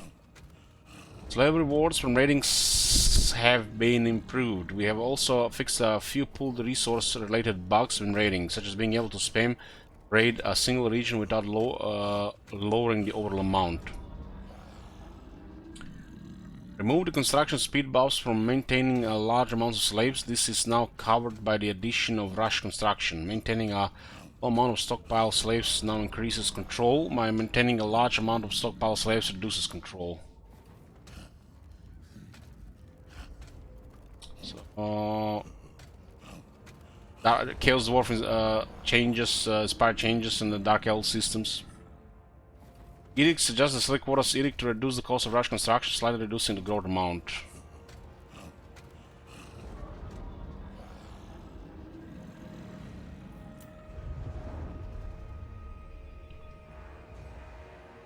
Building. Slaves are now consumed and the bonus effects are now applied on a pair building basis if they can be afforded, rather than all buildings simultaneously turning on and off if the player has over 100 slaves. All buildings which have bonus slave effects now also consume slaves. Slave consumption per building has been lowered. All slave consumption buildings now provide lower base benefits but greater bonus effects if slave requirements are met. This was the opposite before. Ports no longer consume slaves for bonus income, they now generate slaves per turn. This has been done to help counter stacking slave costs per turn into the endgame, and also provide rewarding targets for hunting down and capturing ports with your black arcs. We just moved the effects on a few infrastructure buildings. Slave income moved to roads building. Move the growth from the roads building. Reduce dig tax cost. Move to slave pens building. Slave pens now reduces the slave consumption from buildings. Slight replenishment buff for the growth building. Current card landmark now provides a small global reduction in slave consumption. Dictats reduce cost to 2, 3, 400 and adjust the effects to match the new cost. Reduce the cooldown of the treasure dictat to 1 turn. 1 turn for treasure dictat. Now we can make like, is that the one that generates 1000 and when you use it? Skills, slightly buff assassin slave generation to 5, 10, 15 from 3, 6, 10. 100 now.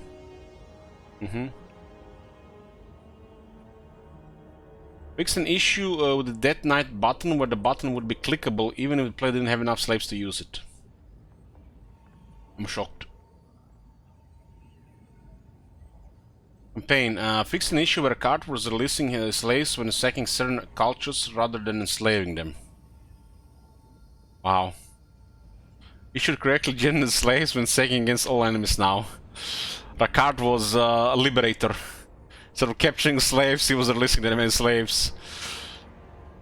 The gate to the Underworld Sea landmark building has been restored to its rightful place in Hagriff.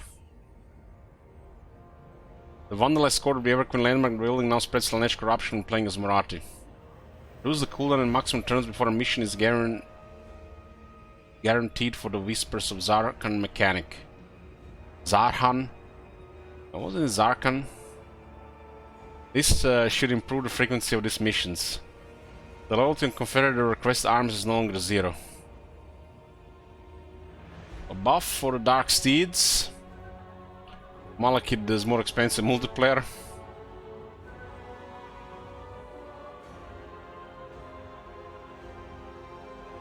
Hellebron can only hit 5 targets now on her Manticore. Instead of 8. 8 seemed like a lot for a Manticore.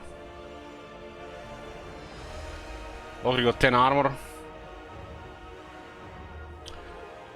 Rakard on his dragon got 1 defense and 10 armor.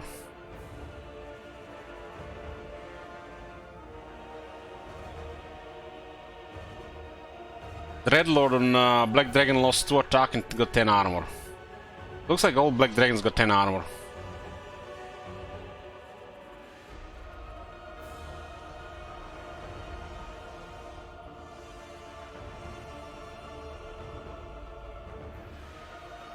Well, you know how they do these things, guys? Their stat horse have found that you know how expensive a card is, that and he's not winning that many battles.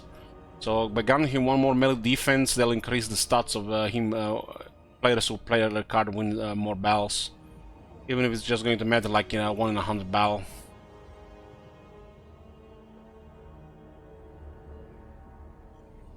Number goes up, Pog.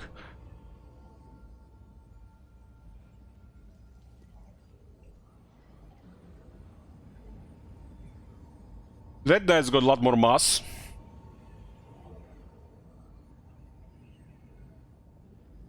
These guys are missing a rank 9 reload skill buff from experience.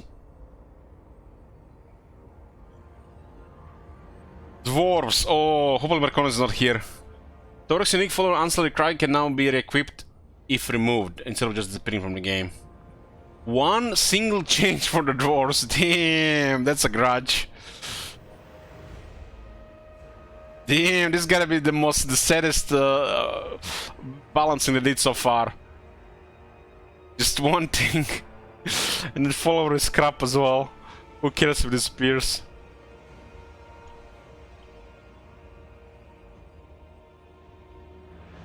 Greenskins, dev note. For greenskins, Wyvern have gotten heavier and Sonic Pub Vegans have lost some charge bonus, the latter of which was contributing some balancing issues.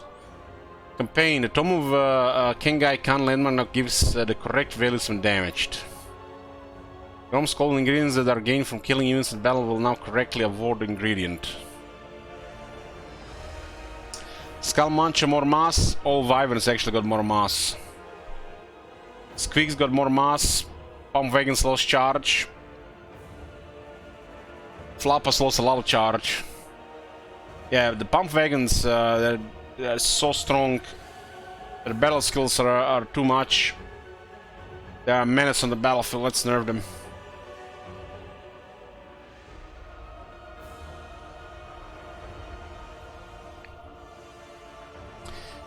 High Elves.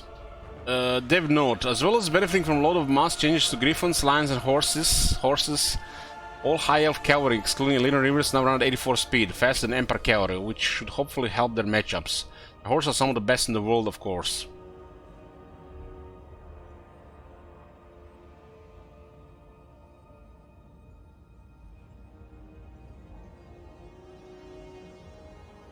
Chaos Dwarfs can provide appropriate bonuses when captured by Beltarion. Royal Illyrian Stable Landmark building has now been brought from tier 5 to tier 3, hallelujah. And its treasure cost has been reduced from 10,000 to 5,000. Okay, that's like, I want to see stuff like this times 100 when they release update like this. You know, stuff like this that, you know, not only just, you know, is right, but also makes sense. Change. So, Tekla's got a bit more mass now. Griffin's got more mass. Imrik got more mass on his horse. Like a lot of these light horses got faster.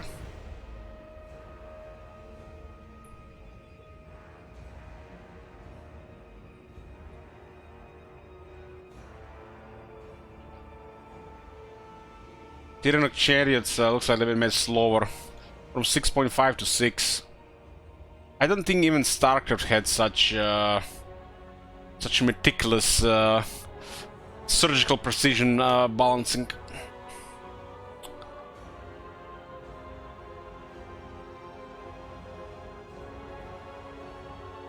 Nice Torgawal got a lot more mass.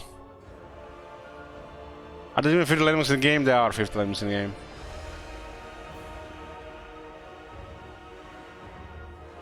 I mean, Kislev just says like 15. Skills. Imrik's dragons are now only visible to Imrik's faction via skills and knowledge rather than all high elf factions. Half of these balanced tricks just feel like arbitrary changes with a quota. Oh, Archmagnans, you're too jaded. But that's probably right. Technology. Strength of our technology now correctly applies to enemies instead of our only instead of all high elf heroes. Damn. I thought it worked in my head, but it worked even better than it worked in my head. Forehead arrows, precise fletching, card combination now correctly display the units that benefit from their effects. Okay. Corn. Coward Juggernaut, so lost a tiny bit of mass, so they shouldn't feel it too much. Character Juggernauts, on the other hand, have gained some. Fix the script error when completing a long victory as Scarbrand. So character Juggernauts got 250 more mass. Cultists of Corn got a 50 more mass on a Chaos Steed. And the regulars we lost 50 mass. For Kislev, Armor Kossars have received 10 additional entities to improve their frontline abilities, as well as more bonus versus infantry for their greatsword units. Character mounts and Griffin Legion horse have also a bit heavier. General updates. The skill and success chance for Ulka Magdo's actions against enemy heroes is now in line with other lords and heroes in game. So like all the recent heroes had a little bit higher base chance to succeed.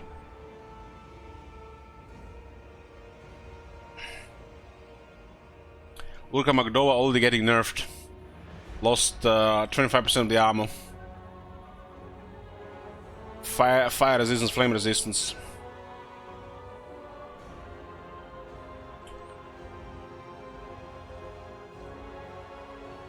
So a Warhorse has a 1500 mass and a Warbear has 1800. Is that off to anybody else? Warhorse 1500, a Warbear 1800.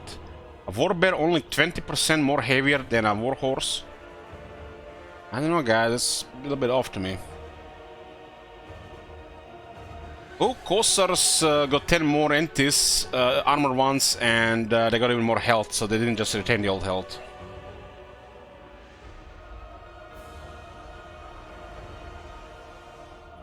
Sargar got more anti-infantry, Griffin Legion is heavier.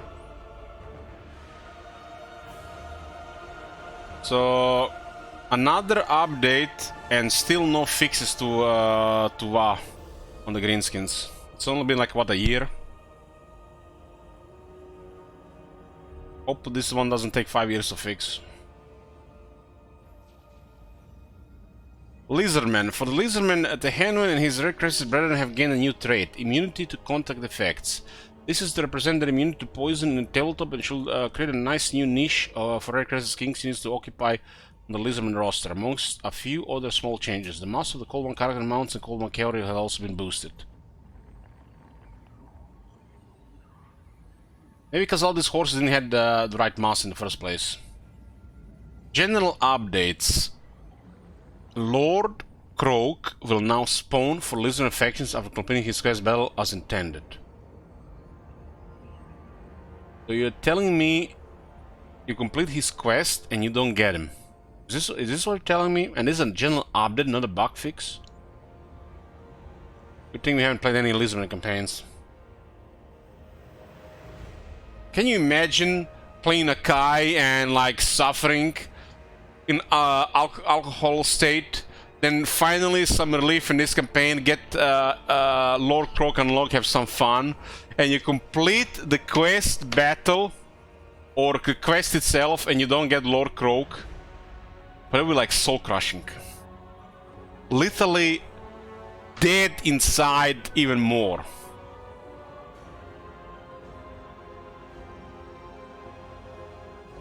That's just fucked up. They're literally playing with our feelings. They create all these amazing characters and the atmosphere in the game, but they're playing with our feelings sometimes.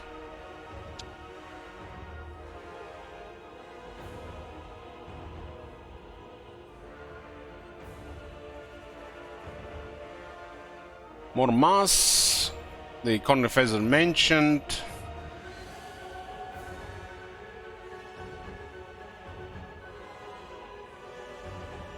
Those range guys have can hit more targets again.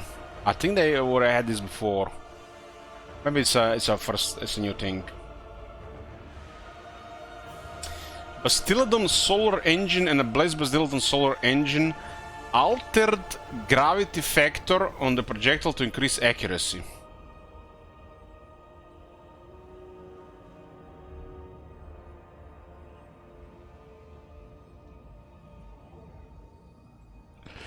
See hard at work, making sure the lasers are more accurate.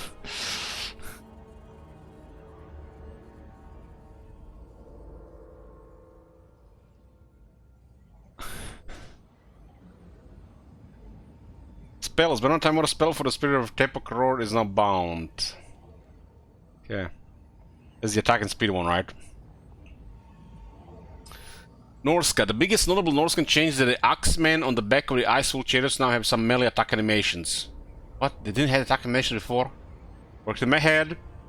The performance of the unit in melee should be a bit better. We also correct the blunder where we gave Femir dual weapons winning bonus with large of 15 bonuses to infantry in the last patch. Oops. Yeah, there was something off within those two units. They both anti-large and one just had more defense.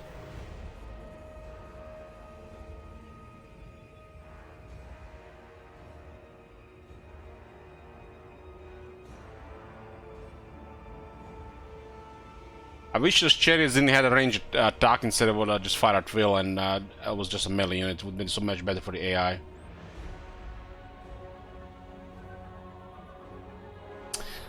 It's a quiet update for Nurgle. What about dwarfs? Dwarves get nothing. What about dwarfs? They say it's a quiet update for Nurgle. Look at what dwarves get, like literally one line of text.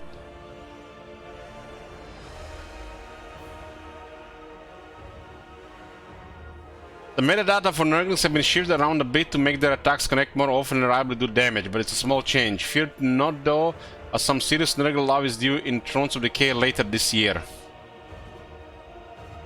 Mass. Shuffle some animation metadata around to make their attacks a bit more reliable, Nurglings.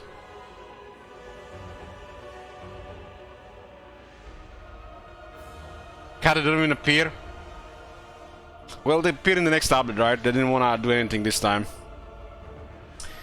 So for the Ogre Kingdoms, Ogre spellcasters are now immune to contact fates in order to reflect their tabletop rules. Other than that, Noble Trappers have received a tiny bit of bonus with infantry melee weapons. Outside of these stat changes, Grisos, everyone has their price have been reworked slightly. There are more details in the ability notes section. So contact facts and Noble Trappers got 5 anti-infantry.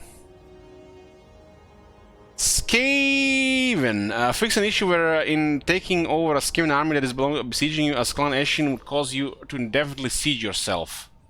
What?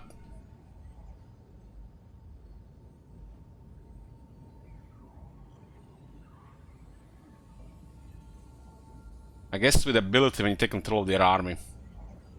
Bonebreaker has more mass.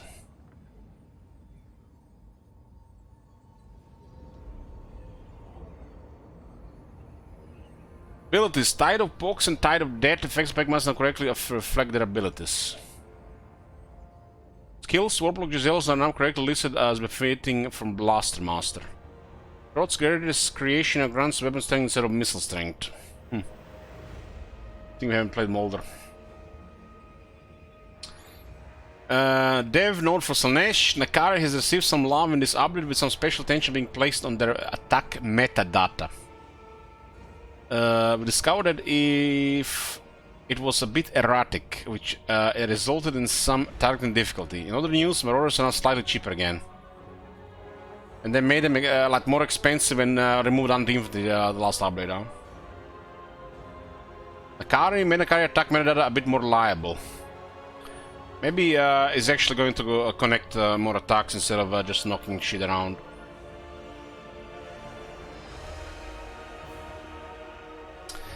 Prince and Emperor. The Council of Electrical Technology is now unlocked by building a minor settlement town building. Instead of what? Tier 4 or Tier 5 capital city? Changes, mass changes all around. Okay, great swords. Much needed buff, boys. Here we go. +1 damage, +2 AP damage, and +4 anti-infantry. Empire is saved. Empire is fucking saved. These guys have done it again. Just what the Emperor needed.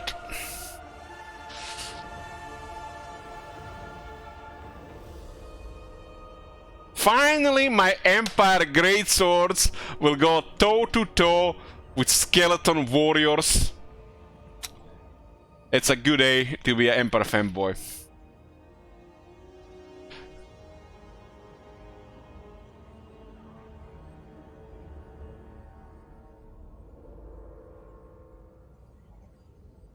I haven't even seen this Ulrika McDowell. I guess we're gonna see her in the Emperor campaign. Emperor campaign is after the Togrim. Abilities: remove damage of knights, halberds, units from the circle protection, and improved heavy weapons technology. They were intended to target infantry only.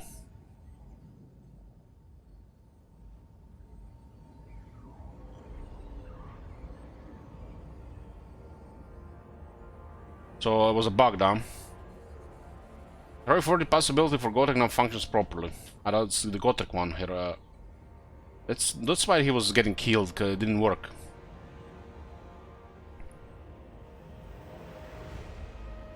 Stillen's Revenge, Free Company, Militia, Regiment Renown are correctly benefit from Volkmar's mere mortal man skill.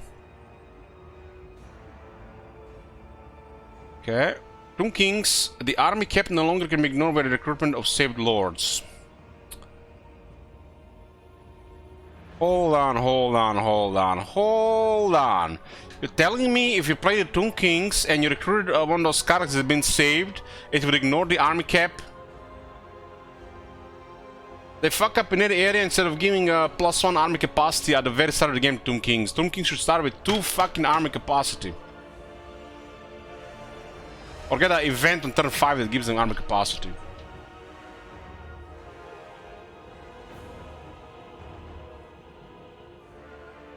I'm not sure what they've done with the Bone Giant here, but it looks like up, down, and up. We got 3 ups and 1 down. Looks good. Okay, Zinch, general updates. A Total Overwatch now has a unique trait and starts as an immortal. Oh. Who? Is that the guy that leads that minor faction?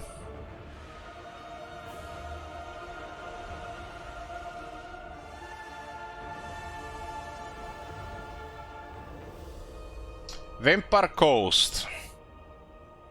Vampire Coast damned units benefit from some of the Bretonnia updates, gaining the knight attribute, so in the event the Vampire Coast get their hands on some peasants, there's some synergy to be exploited. What I was saying earlier, boys.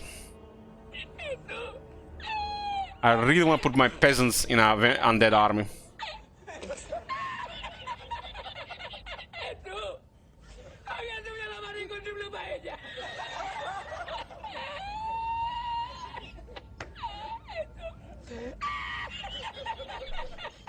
Fix an issue where certain units couldn't move when in ambush stance. Oh man.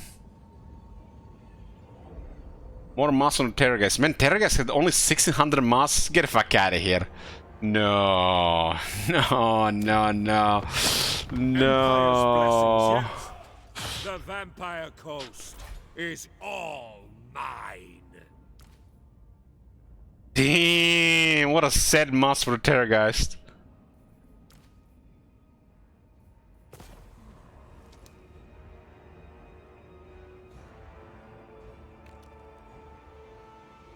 This thing was missing an experience buff on the reload skill. Vampire counts. They gotta be one of the biggest changes. So the Red can finally play Empire again. The Dead Rise Again. The underlying chains of units returning as part of the Dead Rise Again feature has been tweaked, resulting in approximately a third fewer units returning from post-battle over the course of a campaign. It was definitely attuned at some times, especially if they were attacking on their turn. Felt like, given bad RNG, they would literally did nothing. But in a heavily corrupted areas, it made sense to me. It made the vampires dangerous. The base chance for all units have been reduced from 20 to 10%. The chance for all units, which is proportional to their recruitment costs, have been halved.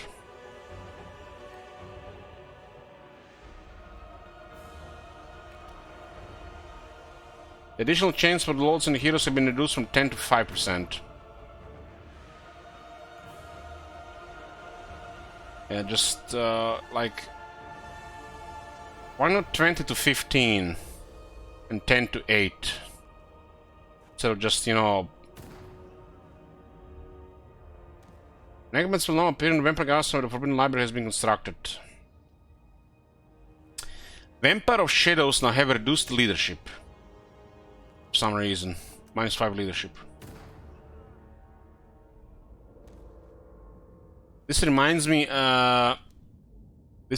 me of a time when they introduced Isabella von Carson to the game, and she wasn't considered undead.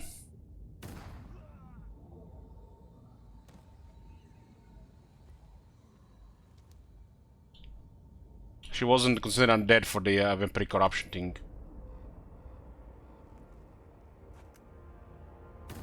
Okay, more masses here. Character has lost 200 mass. Black Knights got a Strider and more mass. Damn, more boss with Black Knights. Black Knights have been literally been turned from like one of my average units to one of my favorite Vampire Counts units. It's pretty standard cavalry mass for the standard cavalry.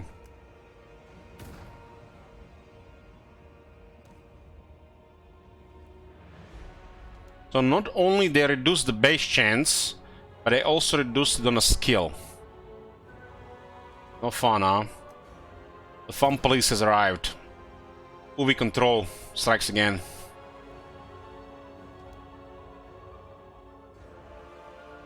Wow, look at this, from 15 to 5%.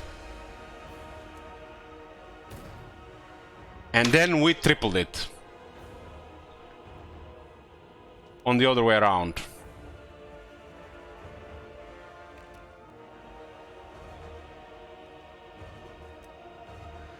They should have stayed at 10%.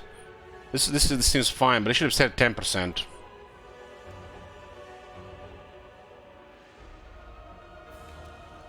Warriors of Chaos. Update Demon Whisper Isolate to give Salvation instead of Undivided Corruption. Mass. Manticore Civilized Splash.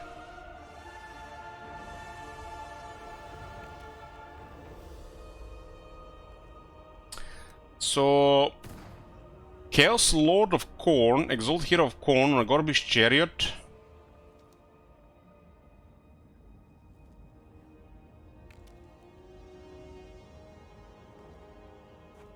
They couldn't hit anything with collision, one? They had a 0 thing?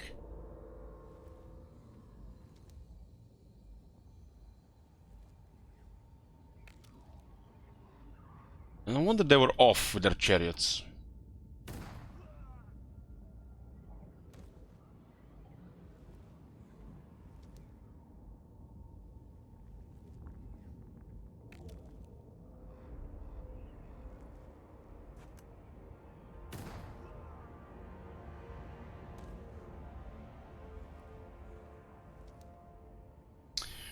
Wood Elves, they have noticed aside from some mass updates for the Wood Elves, we have also updated War Dances and Blade Singers. They now benefit from access to 2 different dances instead of a single dance. Dances are mutually exclusive, so activating a dance will disable any other active dances. Oh, it's about time they fix this Wood Elf melee. This weak-ass sissies can't kill anything. Ariel will now spawn for the Wood Elf factions after completing the ritual rebirth as intended. So this was bugged as well. Feral Bear unit is now correctly available for the Wood Elves to use if you only own the recent Twilight DLC. So more masses all around. War Dance have a Dance Woe would miss. What the hell does that even do? Stop shooting, man.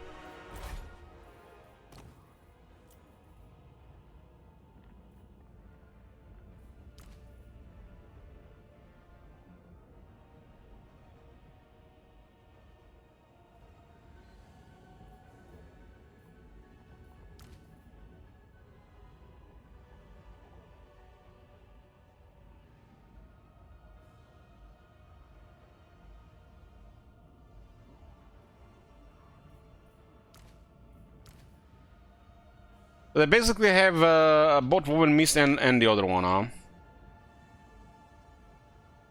This shit can be so deadly if you're dealing with a large unit. Storm Blades. Meanwhile, they're using spears. This one is pretty sick if you're finding infantry. Because your unit literally stops taking damage in melee, and the anti-infantry bonus still works.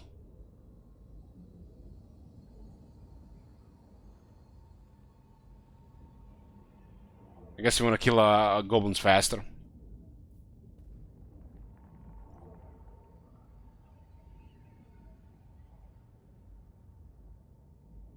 More moss.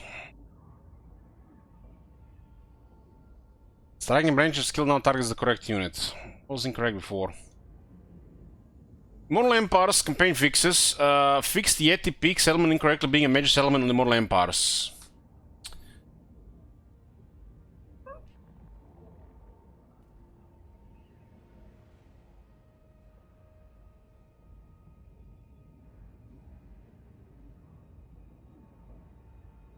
Diplomacy. Fixed an issue with diplomacy wherein offering peace alongside offering to break any form of alliance or trade agreement would result in only a peace deal, with no other agreements being accepted. You are only as good as your word, after all. Fixed an issue that would occasionally prevent Azazel and Village from appearing in the Recruit Lord's tab after being confederate by Archaon or Bellicor.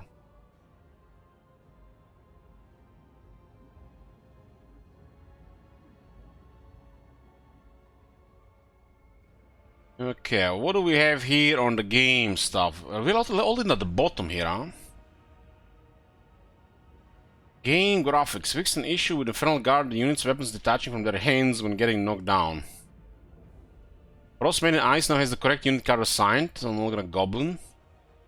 Fixed an issue with DLC content balance with the showing consistently between the single player and multiplayer campaign selection screens. Kairos Fate Weaver's unit card has received some tweaks. Somebody keep in mind on Kairos, huh?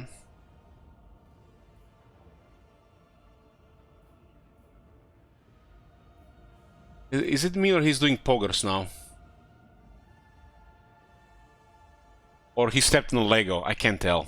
It's too small.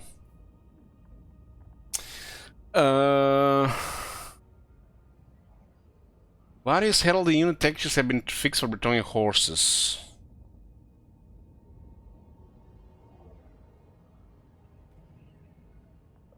Fixed weapon docking issues with Bull Cantor's dual axis.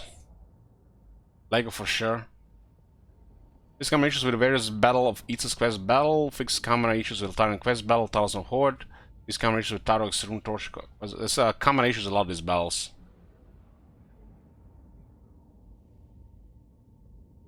Maybe some of these have actually been fixed this time. Oh. Just in time for Empire campaign, Empire sword and pistol units now hold their pistols correctly. Fixed animation wherein a Stone Troll's club teleports upon their death. Kairos Fate Weaver's stone no longer clips to his beak. Fix an issue with Grankate's peasant weapons sliding away from them when knocked down. Fix an issue with Infernal Guard weapons floating out of their hands during charging attacks. Fix camera issues in the porthole for Chaos Lords. Even porthole animations not played correctly. Fix Malekith's walking animation to return his seamless ass swagger. I read that anger first. Fix Ground's cooking panel dish tool team not displaying properly after dish is cooked. Fix missing unit backgrounds for the Chaos Dwarfs. Fix skin issues on Chaos Dwarf units. Kisser, Alarms, and Evergreen swords are now visible. Was bug too.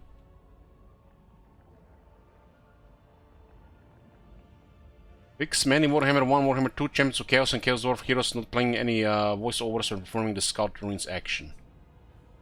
Fix Cerebral Heavy Vampire Coast Legendary Lord dialogue when opening a generic Lord skill panel. Lose the audio spam from Chaos Dwarf event sounds. Okay, just a bunch of fixes here. Fixed missing Steam Tank Cannon audio, damn! Maybe we actually see some Steam Tanks next campaign.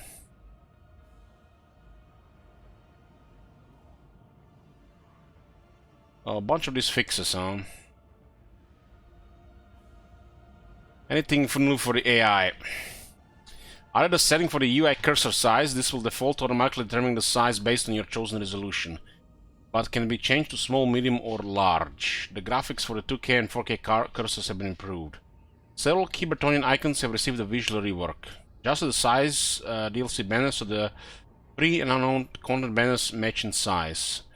Fixed Chinese translation of legendary character names. We now display DLC mounts in Skirmish vs AI, even the player has unlocked the mount through DLC ownership. Improved tooltip display when trying to load a save from a faction that the player doesn't own. Fix an issue where the selected character or settlement info would appear during Ursun's Roar cutscenes. It's a typo in Meow Ying's Annealing skill. Typo.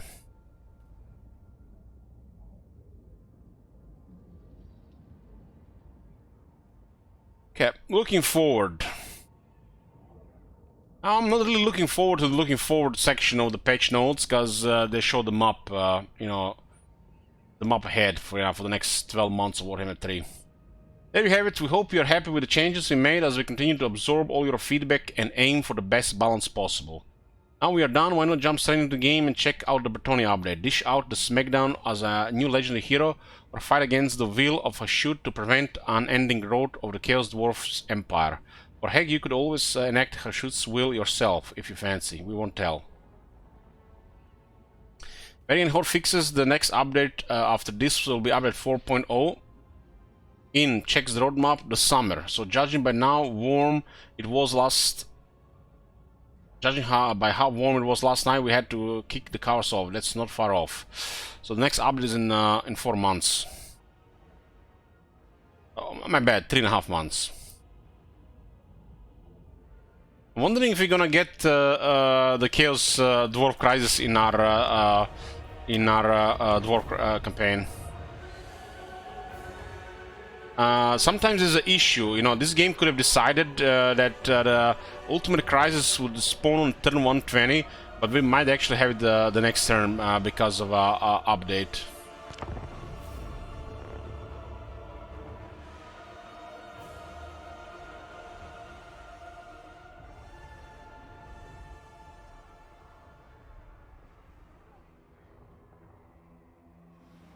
Months hasn't even started, summer hasn't even started hard. It's European summer.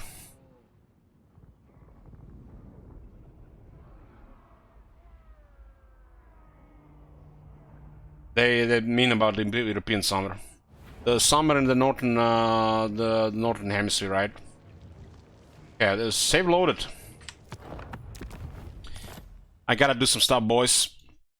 This is it for the patch notes. We'll see how many of things have been improved, how many ninja stuff, but gotta do some stuff and gotta pioneer later at the log game store. I'm most likely not gonna be back later for tonight, but probably see you tomorrow at the regular time. This is a patch you're gonna have to hold us for the next couple of months. We have a Dwarves campaign to finish, almost done with the Grudge of the Long Victory, then people decide how long it goes, then we can start a Empire campaign. And in some weeks or a month, we'll have back and forth campaigns again, and people can start a bunch of campaigns, and we can see things more clearly for some of the campaigns. Enjoy your alternative games collection on Steam. I have no idea what we're talking about. Speaking of Steam, Warhammer 4000 Gladius Relics of War is free, 100% off. They also list a new DLC, and Astra Militarum has received a new big thing. Gotta check that out at some point. I'll see you guys next time. Thanks for watching.